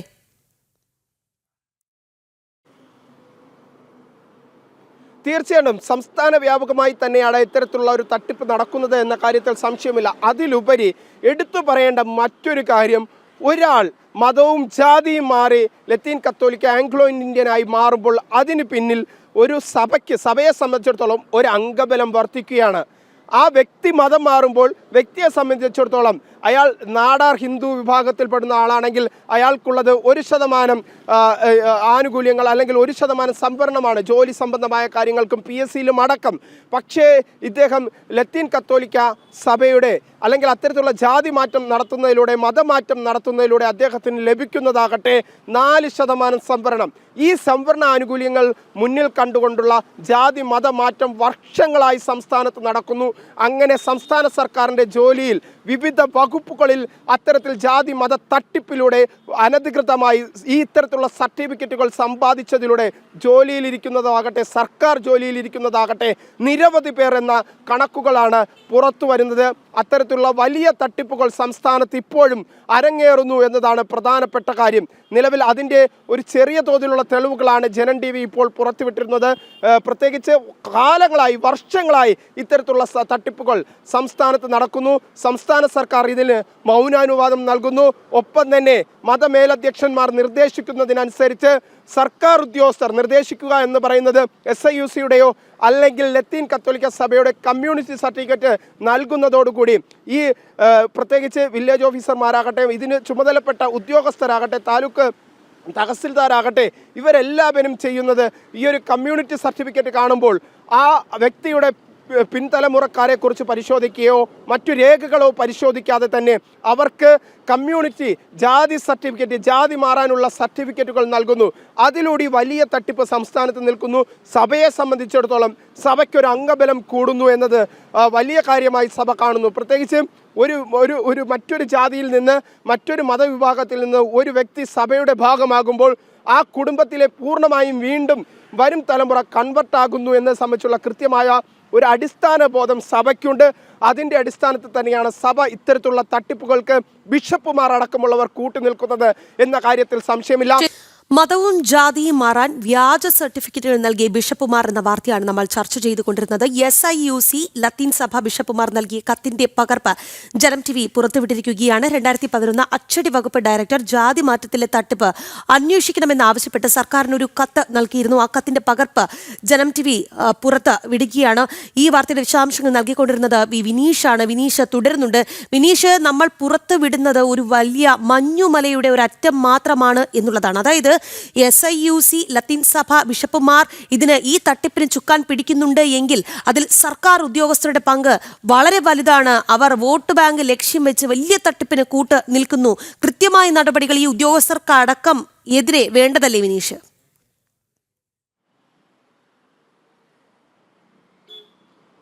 തീർച്ചയായിട്ടും നമുക്ക് അത് തന്നെയാണ് മനസ്സിലാക്കാൻ സാധിക്കുന്നത്. കഴിഞ്ഞ കുറേ വർഷങ്ങളായി നടക്കുന്ന ഒരു വലിയ തട്ടിപ്പ്, അതിൽ ഒരു വലിയ തട്ടിപ്പ് പുറം ലോകത്തേക്ക് എത്തുമ്പോൾ നമുക്ക് മനസ്സിലാക്കാൻ സാധിക്കുന്നത് ഈ സർട്ടിഫിക്കറ്റ് നൽകിയ ഉദ്യോഗസ്ഥർക്കെതിരെ കൃത്യമായ ഒരു അന്വേഷണം നടക്കുകയാണെങ്കിൽ ഈ ഉദ്യോഗസ്ഥർക്കെതിരെ എല്ലാം തന്നെ നിയമ നടപടി നേരിടേണ്ടി വരും. കാരണം ഭരണഘടനാ വിരുദ്ധമായി യാതൊരു അന്വേഷണവും കൂടാതെ ബിഷപ്പുമാരുടെ കത്തുകൾ മാത്രം കൈക്കലാക്കി വച്ചുകൊണ്ട് ഇത്തരത്തിൽ സർട്ടിഫിക്കറ്റുകൾ അച്ചടിച്ച് നൽകിയ ഉദ്യോഗസ്ഥർ സംസ്ഥാനത്ത് ഇപ്പോഴുമുണ്ട്. അത് സംസ്ഥാനത്ത് ഇപ്പോഴും തുടരുന്നു. ഞാൻ നേരത്തെ പറഞ്ഞതുപോലെ 2025 പരിശോധിക്കുമ്പോൾ മാത്രം ആയിരക്കണക്കിന് പേരാണ് സംസ്ഥാനത്ത് മാത്രം ഇത്തരത്തിൽ മതവും ജാതിയും മാറിയത്. ആ ജാതി മാറ്റവും മതമാറ്റവും എന്തിനു വേണ്ടിയിട്ടാണ്, അവരുടെ പിൻതലമുറക്കാർ ആരാണ് എന്ന് സംബന്ധിച്ചുള്ള ഒരു പരിശോധനയും സംസ്ഥാന സർക്കാരിൻ്റെ ഉദ്യോഗസ്ഥ വൃന്ദങ്ങളിൽ നിന്ന് ഉണ്ടായിട്ടില്ല എന്നത് സംബന്ധിച്ചുള്ള പ്രധാനപ്പെട്ട കാര്യമാണ്. അതിൽ ഏറ്റവും അവസാനം നമ്മുടെ വാർത്തയ്ക്കകത്ത് തന്നെ നമ്മൾ ഉൾപ്പെടുത്തിയിരുന്നത് 2025 മാത്രം ഹിന്ദു നാടാർ വിഭാഗത്തിൽപ്പെടുന്ന ഒരു വ്യക്തി, നമ്മൾ അതിൻ്റെ ഒരു മഞ്ഞുമലയുടെ നേരത്തെ രാഖി സൂചിപ്പിച്ചതുപോലെ തന്നെ അതിൻ്റെ ചെറിയ കണക്കുകൾ അല്ലെങ്കിൽ അതിൻ്റെ ചെറിയ രൂപം മാത്രമാണ് പ്രേക്ഷകർക്ക് മുന്നിൽ എത്തിച്ചിട്ടുള്ളത്. പ്രത്യേകിച്ച് ആ ഹിന്ദു നാടാർ വിഭാഗത്തിൽപ്പെടുന്ന വ്യക്തിക്ക് എങ്ങനെ മതവും ജാതി മാറാൻ സാധിച്ചു എന്നത് മറുപടി പറയേണ്ടത് ഉദ്യോഗസ്ഥരാണ്. ഒപ്പം തന്നെ ഹിന്ദു ഈഴവ വിഭാഗത്തിൽപ്പെട്ട ആളെ എങ്ങനെ ലത്തീൻ കത്തോലിക്ക ക്രിസ്ത്യാനിയാക്കി മാറ്റി, ഹിന്ദു നാടാർ വിഭാഗത്തിൽപ്പെട്ട ആളിനെ എങ്ങനെ ലത്തീൻ കത്തോലിക്ക ക്രിസ്ത്യാനിയാക്കി മാറ്റി. ലത്തീൻ എന്ന് പറയുന്നത് ഒരു ജാതിയാണ്. ആ ജാതിയിലേക്ക് എങ്ങനെ നാടാർ വിഭാഗത്തിൽപ്പെട്ട ഒരാളെ ജാതി മാറ്റാൻ സാധിച്ചു, ഈഴവ വിഭാഗത്തിൽപ്പെട്ട ഒരാളെ എങ്ങനെ ജാതി മാറ്റാൻ സാധിച്ചു. മതം മാറാൻ ഭരണഘടനാപരമായി തന്നെ നമുക്ക് അവകാശമുണ്ട്. പക്ഷേ എടുത്തു പറയേണ്ടത് ഈ മതം മാറ്റം മറ്റു പ്രലോഭനങ്ങൾക്കോ അല്ലെങ്കിൽ ആനുകൂല്യങ്ങൾക്കോ വേണ്ടിയാകരുത് എന്നത് സംബന്ധിച്ചുള്ള കൃത്യമായ നിയമം നമ്മുടെ സംസ്ഥാനത്ത് നിലനിൽക്കുന്നുണ്ട്. ഈ നിയമങ്ങളെല്ലാം അട്ടിമറിച്ചുകൊണ്ടാണ് ഇത്തരത്തിൽ മതജാതി മാറ്റം സംസ്ഥാനത്ത് തകൃതിയായി നടക്കുന്നത്. ആ തകൃതിയായി നടക്കുന്ന ജാതി മത മാറ്റത്തിന് സംസ്ഥാന സർക്കാർ കുടപിടിക്കുന്നു. മാറി മാറി വന്ന സർക്കാരുകൾ കഴിഞ്ഞ കുറേ കാലമായി കുടപിടിക്കുന്നു അല്ലെങ്കിൽ അതിന് ഒത്താശ ചെയ്യുന്നു എന്ന് തന്നെയാണ് നമുക്ക് മനസ്സിലാക്കാൻ സാധിക്കുന്നത്. അങ്ങനെയാണ് സംസ്ഥാനത്ത് ലക്ഷക്കണക്കിന് പേർ ജാതി മത മാറ്റത്തിലൂടെ നിരവധി ജോലികൾ സംവരണാനുകൂല്യങ്ങളും ഇപ്പോഴും കൈപ്പറ്റിക്കൊണ്ടിരിക്കുന്നത് എന്നതാണ് പ്രധാനപ്പെട്ട കാര്യം. രാഗി. ശരി വിനീഷ്, സംവരണാനുകൂല്യം ലഭിക്കാൻ നടത്തുന്ന വമ്പൻ തട്ടിപ്പിന്റെ കഥയാണ് പുറത്ത് വരുന്നത്. മതവും ജാതിയും മാറാൻ വ്യാജ സർട്ടിഫിക്കറ്റുകൾ നൽകുന്നത് ബിഷപ്പുമാരാണ്. SIUC ലത്തീൻ സഭാ ബിഷപ്പുമാർ നൽകിയ കത്തിന്റെ പകർപ്പ് പുറത്ത് വരികയാണ്. 2011 അച്ചടി വകുപ്പ് ഡയറക്ടർ ജാതി മാറ്റത്തിലെ തട്ടിപ്പ് അന്വേഷിക്കണമെന്ന് ആവശ്യപ്പെട്ട് സർക്കാരിന് ഒരു കത്ത് നൽകിയിരുന്നു. ആ കത്തിന്റെ പകർപ്പ് ജനം TVക്ക് ലഭിച്ചിരിക്കുകയാണ്. ജനം ബിഗ് ബ്രേക്കിംഗ് ആയിട്ട് നൽകുന്ന വാർത്തയാണ് ഇത്. വിനീഷാണ് വാർത്തയുടെ വിശദാംശങ്ങൾ നൽകിയത്. നമ്മുടെ ഒരു പ്രേക്ഷകൻ, അദ്ദേഹത്തിൻ്റെ പേര് ഞാൻ മറന്നുപോയി, ആ പ്രേക്ഷകൻ പറയുന്നുണ്ട് ഛത്തീസ്ഗഡിലേതുപോലെ മതമാറ്റ നിരോധന നിയമം മറ്റ് സംസ്ഥാനങ്ങളിലും നടപ്പിലാക്കണമെന്ന്. അത്തരത്തിൽ ചില കമൻറ്റുകൾ വന്നിരുന്നത് സൂചിപ്പിച്ചു എന്നേ ഉള്ളൂ. നമുക്ക് ഇനി കൂടുതൽ വാർത്തകളൊക്കെ പരിശോധിക്കാം. ക്രിക്കറ്റ് ആവേശത്തിൽ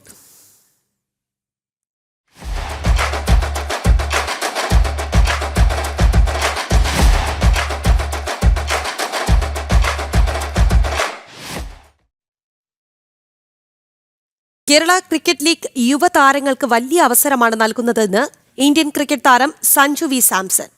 സംസ്ഥാനത്തെ ക്രിക്കറ്റിന്റെ വളർച്ചയ്ക്ക് KCA നിരവധി കാര്യങ്ങൾ ചെയ്യുന്നുണ്ട് എന്നും സഞ്ജു ജനം TVയോട് പറഞ്ഞു.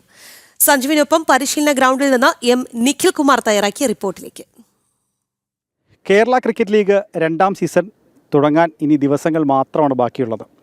ഈ സീസണിലെ ഏറ്റവും ശ്രദ്ധേയമായ കാര്യം സഞ്ജു സാംസൺ, നമ്മുടെ സ്വന്തം സഞ്ജു, കേരളത്തിൻ്റെ അഭിമാന സഞ്ജു ഇത്തവണ കേരള ക്രിക്കറ്റ് ലീഗിൽ കളിക്കാൻ ഇറങ്ങുന്നു എന്നുള്ളതാണ്. സഞ്ജു നമ്മളൊപ്പം ചേരുന്നുണ്ട്. സഞ്ജു, KCL 2ാം സീസൺ സഞ്ജു ആദ്യമായി കളിക്കാൻ ഇറങ്ങുകയാണ് KCL. എന്ത് തോന്നുന്നു? വലിയ സന്തോഷമുണ്ട്. നമ്മുടെ നാട്ടിൽ ഇത്രയും വലിയൊരു ഇവൻറ്റ് നടക്കുമ്പോൾ അതിൻ്റെ ഒരു ഭാഗമായതിൽ വലിയ സന്തോഷമുണ്ട്. നമ്മൾ KCA വലിയ നല്ല രീതിയിൽ ഈ ടൂർണമെൻറ്റ് നടത്തുന്നുണ്ട്. കേരളത്തിലെ ഏറ്റവും വലിയൊരു സ്പോർട്സ് ഇവൻ്റായിട്ട് KCL മാറുന്നതിൽ വലിയ സന്തോഷമുണ്ട്. ക്രിക്കറ്റ് പൊട്ടൻഷ്യൽ നമ്മുടെ ഇനിയും കുറേ ടാപ്പ് ഇൻ ചെയ്യാനുണ്ടെന്നാണ് എനിക്ക് തോന്നുന്നത്. അതിൻ്റെ ഏറ്റവും വലിയ ഫാക്ടർ നമ്മൾ KCL പോലത്തെ ഒരു സംഭവം തന്നെയാണ്. കഴിഞ്ഞ ഒരു വർഷം KCL വന്ന ഉടനെ തന്നെ നമ്മുടെ Kerala Ranji trophy team final വരെയൊക്കെ എത്തിയതാണ്. അപ്പോൾ സ്പോർട്സിനും ഇവിടുത്തെ കളിക്കുന്ന എല്ലാ കുട്ടികൾക്കും എല്ലാ ഫാമിലീസിനും എല്ലാവർക്കും ക്രിക്കറ്റും സ്പോർട്സായിട്ട് റിലേറ്റ് ചെയ്തിരിക്കുന്ന എല്ലാവർക്കും വലിയൊരു ബൂസ്റ്റ് തന്നെയാണ്. അപ്പോൾ ഞാനതിൽ പാർട്ടിസിപ്പേറ്റ് ചെയ്യുന്നതിൽ എനിക്കും വലിയ സന്തോഷമുണ്ട്. ഈ ഒരു ലേലത്തിൽ ഏറ്റവും വില കൂടിയ താരം സഞ്ജുവാണ്. ഒപ്പം സഞ്ജുവിനെ നയിക്കുന്നത് സഹോദരൻ തന്നെയാണ്. അതെ, അതും ഒരു വലിയ സന്തോഷമുള്ളൊരു കാര്യമാണ്. വീട്ടിലും ഫാമിലിക്ക്, അച്ഛനും അമ്മയ്ക്കും എല്ലാവർക്കും വലിയ സന്തോഷം നൽകിയൊരു കാര്യം തന്നെയാണ്. ചേട്ടൻ കുറേ വർഷങ്ങളായിട്ട് പാടുപെട്ടുകൊണ്ടിരിക്കുകയായിരുന്നു ക്രിക്കറ്റിനോട്. എന്നെയും കാട്ടിയും കുറച്ച് കൂടുതൽ എഫേർട്ട് ചേട്ടൻ ഇടുന്നുണ്ടെന്ന് എനിക്ക് കാണാറുണ്ടായിരുന്നു. അപ്പോൾ പക്ഷേ എല്ലാവർക്കും അതിനായിട്ടുള്ളൊരു തിരിച്ച് കിട്ടുന്ന ടൈമിംഗ് വ്യത്യാസമാണെന്ന് തോന്നുന്നു. അപ്പോൾ കുറേ വർഷങ്ങൾ കുറച്ച് പാടുപെട്ടിട്ടുണ്ടായിരുന്നു. അപ്പോൾ ഇപ്പോൾ കുറച്ച് നല്ല പോസിറ്റീവായിട്ടുള്ളൊരു സംഭവങ്ങൾ മുന്നോട്ട് കാണുന്നതിൽ വലിയ സന്തോഷമുണ്ട്. ഈ KCL യുവതാരങ്ങൾക്ക് വലിയ രീതിയിലുള്ള പ്രയോജനം ചെയ്യുന്നുണ്ട്. ഇപ്പോൾ വിഘ്നേഷ് പുതൂരിനെ പോലുള്ളവർ KCL നിന്നാണ് IPL വരുന്നത്. അത് ഈ KCL ശരിക്കും അങ്ങനെ യുവതാരങ്ങൾ വലിയൊരു സപ്പോർട്ട് തന്നെയല്ലേ?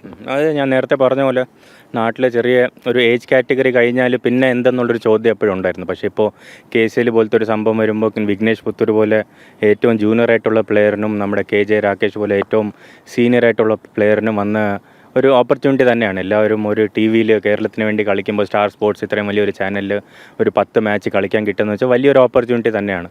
IPL മാത്രമല്ല, ഒരു ഇന്ത്യൻ ടീമിനോട്ടുള്ളൊരു വഴി കൂടെ ഇത് ആയി മാറുമെന്ന് എനിക്കൊരു ഉറപ്പ് തന്നെ ഉണ്ട്. നമുക്ക് കണ്ടറിയാം. സഞ്ജു നേരത്തെ പറഞ്ഞു, അതായത് ഈ രഞ്ജി ട്രോഫി ഇപ്പോൾ ആദ്യ KCL സീസൺ കഴിഞ്ഞതിന് തൊട്ട് പിന്നാലെ രഞ്ജി ട്രോഫിയിൽ നമ്മൾ ഫൈനലിലെത്തി. ഇനിയൊരു കിരീടം ചൂടും എന്നാണോ പ്രതീക്ഷിക്കുന്നത്? ഉറപ്പായിട്ടും നമ്മൾ കുറേ വർഷങ്ങളായിട്ടുള്ള ഒരു ആഗ്രഹമാണ്. അപ്പോൾ പിള്ളേർ നല്ല പാടുപെട്ടിട്ടാണ് അവിടെ എത്തിയിട്ടുള്ളത്. ഇതേപോലെ സ്റ്റേഡിയത്തിൽ രാവിലെ 6 മണി മുതൽ വൈകിട്ട് 7 മണി വല്ല വെയിൽ 10-15 വർഷം കൊണ്ടതിൻ്റെ ഒരു ബലമായിട്ടാണ് രഞ്ജി ട്രോഫി ഫൈനലിലേക്ക് എത്തിയത്. അപ്പോൾ ഒരു പ്ലെയർ എന്നുള്ള രീതിയിൽ എല്ലാവർക്കും ആ പ്ലേയേഴ്സും ആ ടീമിൻ്റെ കൂടെ ഉണ്ടായിരുന്ന സപ്പോർട്ട് സ്റ്റാഫും ഇവിടുത്തെ നമ്മുടെ എടുത്തു പറയാനുള്ളതെന്ന് വെച്ചാൽ സെൻറ്റ് സേവിയേഴ്സ് കോളേജിലെ നമ്മുടെ ഗ്രൗണ്ട്സ്മാൻമാരുടെ ഒരു എഫേർട്ടും കൂടെ ഉണ്ട്. നമ്മുടെ ഒരു ഹോം ഗ്രൗണ്ട് കളിക്കുമ്പോൾ അതിൻ്റെ അഡ്വാൻറ്റേജ് കേരള ടീമിന് വലുതായിട്ട് കിട്ടിയിട്ടുണ്ട്. അപ്പോൾ ഇവിടുത്തെ ഗ്രൗണ്ട്സ്മാൻമാർക്കും ആ ഒരു നന്ദി പറഞ്ഞിട്ട് തന്നെ നമ്മൾ മുന്നോട്ട് പോകണം. KCL തൊട്ട് പിന്നാലെ വനിതാ ലോകകപ്പിലെ മത്സരങ്ങളും കൂടി തിരുവനന്തപുരത്തേക്ക് എത്തുന്നു. അപ്പോൾ തിരുവനന്തപുരത്ത് വീണ്ടും ഒരു കളിയാവേശം വരുന്നതിൻ്റെ സന്തോഷം? വലിയ സന്തോഷം. ഞാൻ പറഞ്ഞ പോലെ KCA കുറേ നല്ല കാര്യങ്ങൾ ചെയ്യുന്നുണ്ട്. അതിൻ്റെ ഫലമായിട്ടാണ് പല മാച്ചസ് നാട്ടിലോട്ട് വരുന്നതും നല്ല ഓർഗനൈസേഷൻസൊക്കെ നന്നായിട്ട് മുന്നോട്ട് പോകുന്നതിൻ്റെ ഒരു റിസൾട്ടായിട്ടാണ് ഞാൻ കരുതുന്നത്. സീസണ് തൊട്ട് മുന്നോടിയായിട്ട് പ്രേക്ഷകരോട് എന്താണ് പറയാനുള്ളത്? ഒന്നുമില്ല, നമുക്ക് എപ്പോഴും ഉള്ള പോലെ ഒരു സപ്പോർട്ട് കേരള ക്രിക്കറ്റേഴ്സിന് കൊടുക്കാനുള്ള ഒരു അവസരമാണ്. അപ്പോൾ വരിക, എല്ലാവരും നല്ല മാച്ചസ് എൻ്റർടൈൻ ചെയ്യാൻ നമ്മളെല്ലാവരും ശ്രമിക്കും. അപ്പോൾ നല്ല സപ്പോർട്ട് ചെയ്യാം. അപ്പോൾ എന്തായാലും ഓൾ ദ ബെസ്റ്റ്, വിജയാശംസകൾ നേരുന്നു. സഞ്ജു സാംസൺ പരിശീലനം നടത്തുന്ന ഗ്രൗണ്ടിൽ നിന്നും ക്യാമറമാൻ അനീഷ് കാട്ടാക്കടയ്ക്കൊപ്പം M. നിഖിൽകുമാർ, ജനം. മുൻ രാഷ്ട്രപതി ഡോക്ടർ S. രാധാകൃഷ്ണന്റെ പേരിലുള്ള ശിലാഫലകത്തിന് സ്വാതന്ത്ര്യദിനത്തിൽ സ്വാതന്ത്ര്യം. കേരള സർവകലാശാല കാര്യവട്ടം ക്യാമ്പസിലെ പ്രധാന കവാടത്തിൽ സ്ഥാപിച്ച ശിലാഫലകത്തിനാണ് VC ഡോക്ടർ മോഹൻ കുന്നുമ്മലിന്റെ ഇടപെടലിൽ സ്വാതന്ത്ര്യം ലഭിച്ചത്. നിർമ്മാണം പൂർത്തിയാക്കിയിട്ടും ഇടത് നേതാക്കളുടെ ഇടപെടലിൽ തുറക്കാതെ കിടന്ന പ്രധാന കവാടവും വൈസ് ചാൻസലർ ഇടപെട്ട് സ്വാതന്ത്ര്യദിനത്തിൽ തന്നെ തുറന്നു. രാഷ്ട്രപതി ഡോക്ടർ S. രാധാകൃഷ്ണന്റെ പേരിലുള്ള ശിലാഫലകത്തിന് സ്വാതന്ത്ര്യദിനത്തിൽ സ്വാതന്ത്ര്യം ലഭിച്ചിരിക്കുകയാണ്. കേരള സർവകലാശാലയിലെ കാര്യവട്ടം ക്യാമ്പസിലാണ് സ്വാതന്ത്ര്യദിനത്തിൽ ചിലരുടെ വ്യക്തി താൽപര്യമില്ലാതായത്. 1983 കാര്യവട്ടത്തെ ഈ പുതിയ ക്യാമ്പസ് ആരംഭിച്ചപ്പോൾ ഉദ്ഘാടനത്തോടനുബന്ധിച്ച് സ്ഥാപിച്ചതാണ് ഈ ശിലാഫലകം. നാളുകളായി ഇത് കാണാനില്ലായിരുന്നു. ഒടുവിൽ VC ഡോക്ടർ മോഹൻ കുന്നുമ്മലിന്റെ ഇടപെടലിൽ ശിലാഫലകം കണ്ടെത്തി. ശേഷം പ്രധാന കവാടത്തിന് മുന്നിൽ സ്ഥാപിച്ചു. പുതിയ ആർച്ചും ശിലാഫലകവും നിർമ്മാണം പൂർത്തിയാക്കി മാസങ്ങൾ പിന്നിട്ടിട്ടും തുറന്നുകൊടുക്കാതെ ഇടത് സിൻഡിക്കേറ്റ് അംഗങ്ങളും ചില ഉദ്യോഗസ്ഥരും മെല്ലെപ്പോക്ക് തുടരുകയായിരുന്നു. ഉദ്ഘാടകനെ കണ്ടെത്തി ആഘോഷമാക്കാനിരുന്ന ചടങ്ങ് VC പക്ഷേ സിമ്പിളാക്കി. VCയുടെ വാഹനം പ്രധാന കവാടത്തിലൂടെ ക്യാമ്പസിനുള്ളിലേക്ക് പ്രവേശിച്ചു. ഉദ്ഘാടനമില്ലാതെ തുടർന്നും കവാടം തുറന്നിടണമെന്ന നിർദ്ദേശവും നൽകി.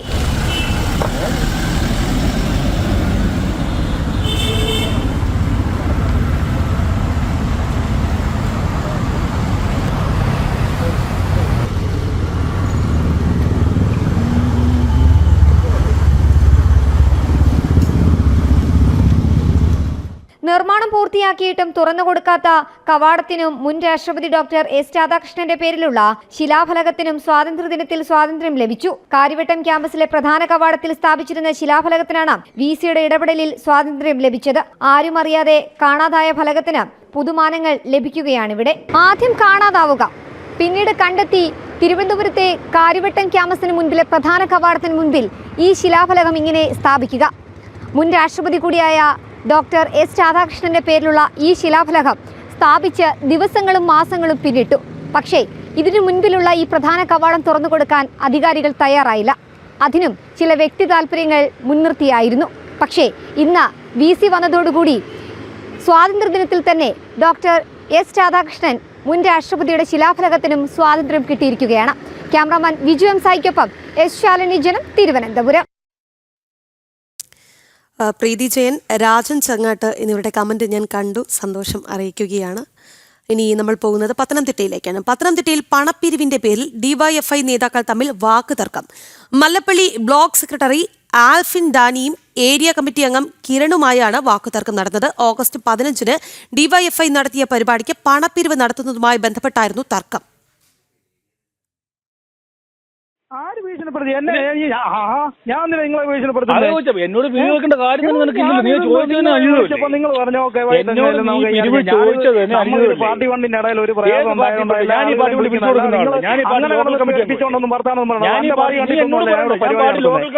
നീ എന്നോട് പിരിവ് വെക്കുമ്പോ അതിനകത്ത് ശരിയല്ലോ, ഭീഷണിപ്പെടുത്തുന്നൊന്നുമല്ല. ഞാനെന്തോ ഭീഷണിപ്പെടുത്തി? മല്ലപ്പള്ളി പിരിവ് എന്നോട് നീ ചോദിക്കുമ്പോൾ അതിനകത്ത് അനുചിതം നിനക്ക് ഫീൽ ചെയ്യുന്നില്ലേ? ഞാനെന്ത് പിരിവ് ചോദിച്ചു? ഏതുകൊണ്ട് പാർട്ടി ഫണ്ട് പിരിക്കുന്നു? കിരണെന്ന്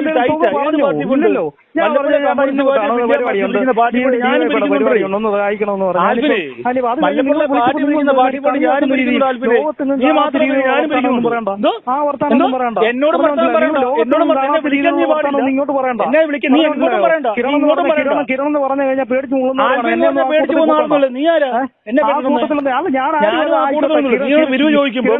കിരണെന്ന് പറഞ്ഞു കഴിഞ്ഞാലേ നമ്മൾ സൗഹൃദത്തിന്റെ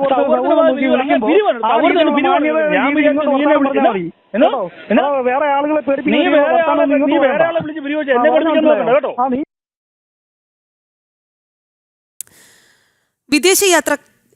വിദേശ യാത്രക്കാർക്കായി കൊച്ചിൻ ഇന്റർനാഷണൽ എയർപോർട്ടിൽ ഫാസ്റ്റ് ട്രാക്ക് ഇമിഗ്രേഷൻ കിയോസ്കുകൾ നിലവിൽ വന്നു.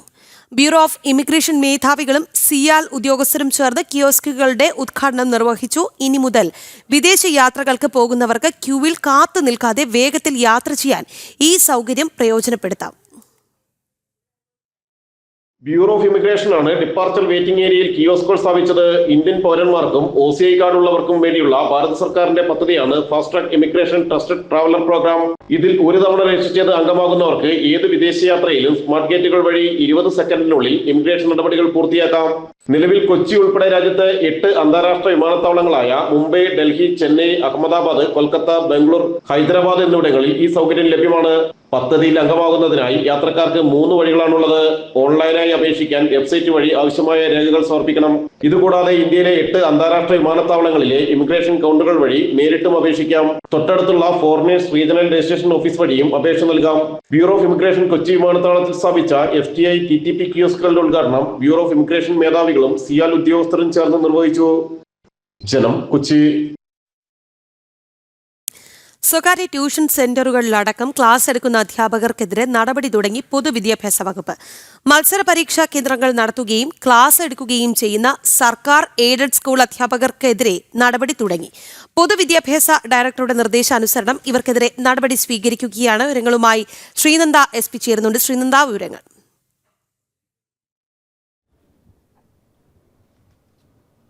രാഖി, സർക്കാർ സ്കൂളിലെ അധ്യാപകരെല്ലാവരും ഈ ഒരു സ്വകാര്യ സ്ഥാപനങ്ങളിൽ ട്യൂഷൻ എടുക്കുന്നതുമായി ബന്ധപ്പെട്ടുണ്ടായ നിരവധി പരാതികൾ ലഭിച്ചതിൻ്റെ അടിസ്ഥാനത്തിലാണ് ഇപ്പോൾ വിദ്യാഭ്യാസ വകുപ്പ് ഇത്തരത്തിലൊരു നീക്കത്തിലേക്ക് കടന്നിരിക്കുന്നത്.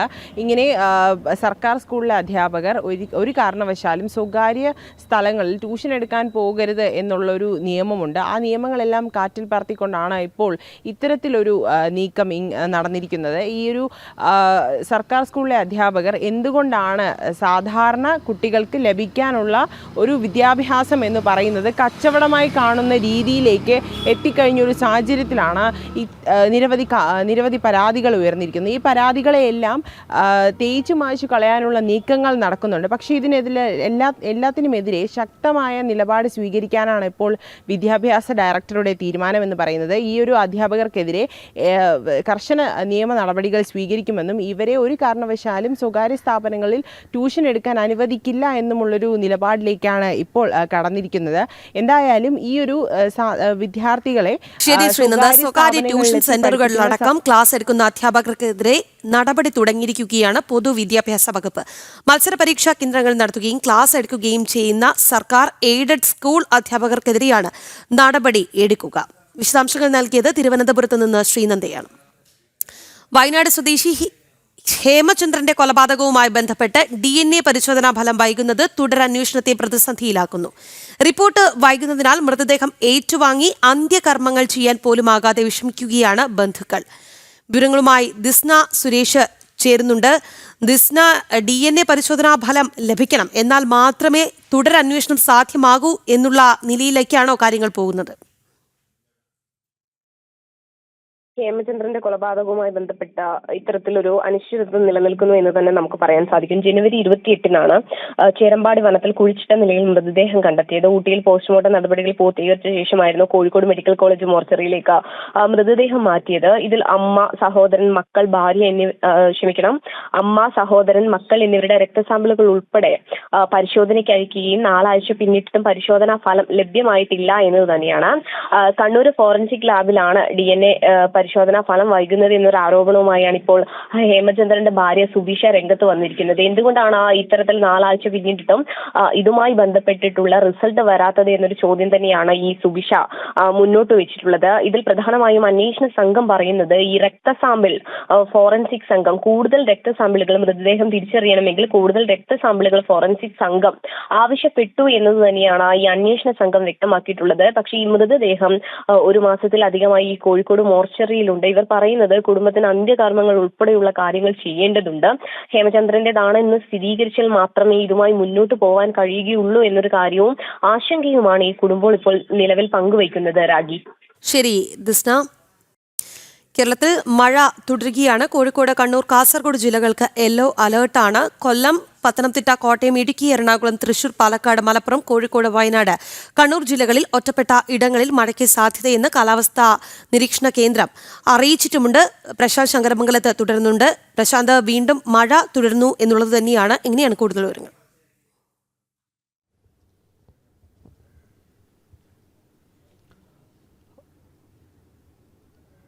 സംസ്ഥാനത്ത് മഴ തുടരുന്നു എന്നത് തന്നെയാണ് ഏറ്റവും പുതിയ വിവരം. അതായത് 3 ജില്ലകൾക്ക് യെല്ലോ അലർട്ട് പ്രഖ്യാപിച്ചിട്ടുണ്ട്. കോഴിക്കോട്, കണ്ണൂർ, കാസർഗോഡ് ജില്ലകൾക്കാണ് യെല്ലോ അലർട്ട് പ്രഖ്യാപിച്ചിരുന്നത്. നേരത്തെ 6:30 വന്ന ഒരു അലർട്ടിൽ അടുത്ത 3 മണിക്കൂറിൽ കോട്ടയം, ഇടുക്കി, എറണാകുളം, തൃശ്ശൂർ ജില്ലകൾക്ക് ഓറഞ്ച് അലർട്ട് പ്രഖ്യാപിച്ചിരുന്നു. അതായത് 3 മണിക്കൂറാണ്. അതിൻ്റെ സമയം ഏകദേശം കഴിയാറായിരിക്കുന്നു.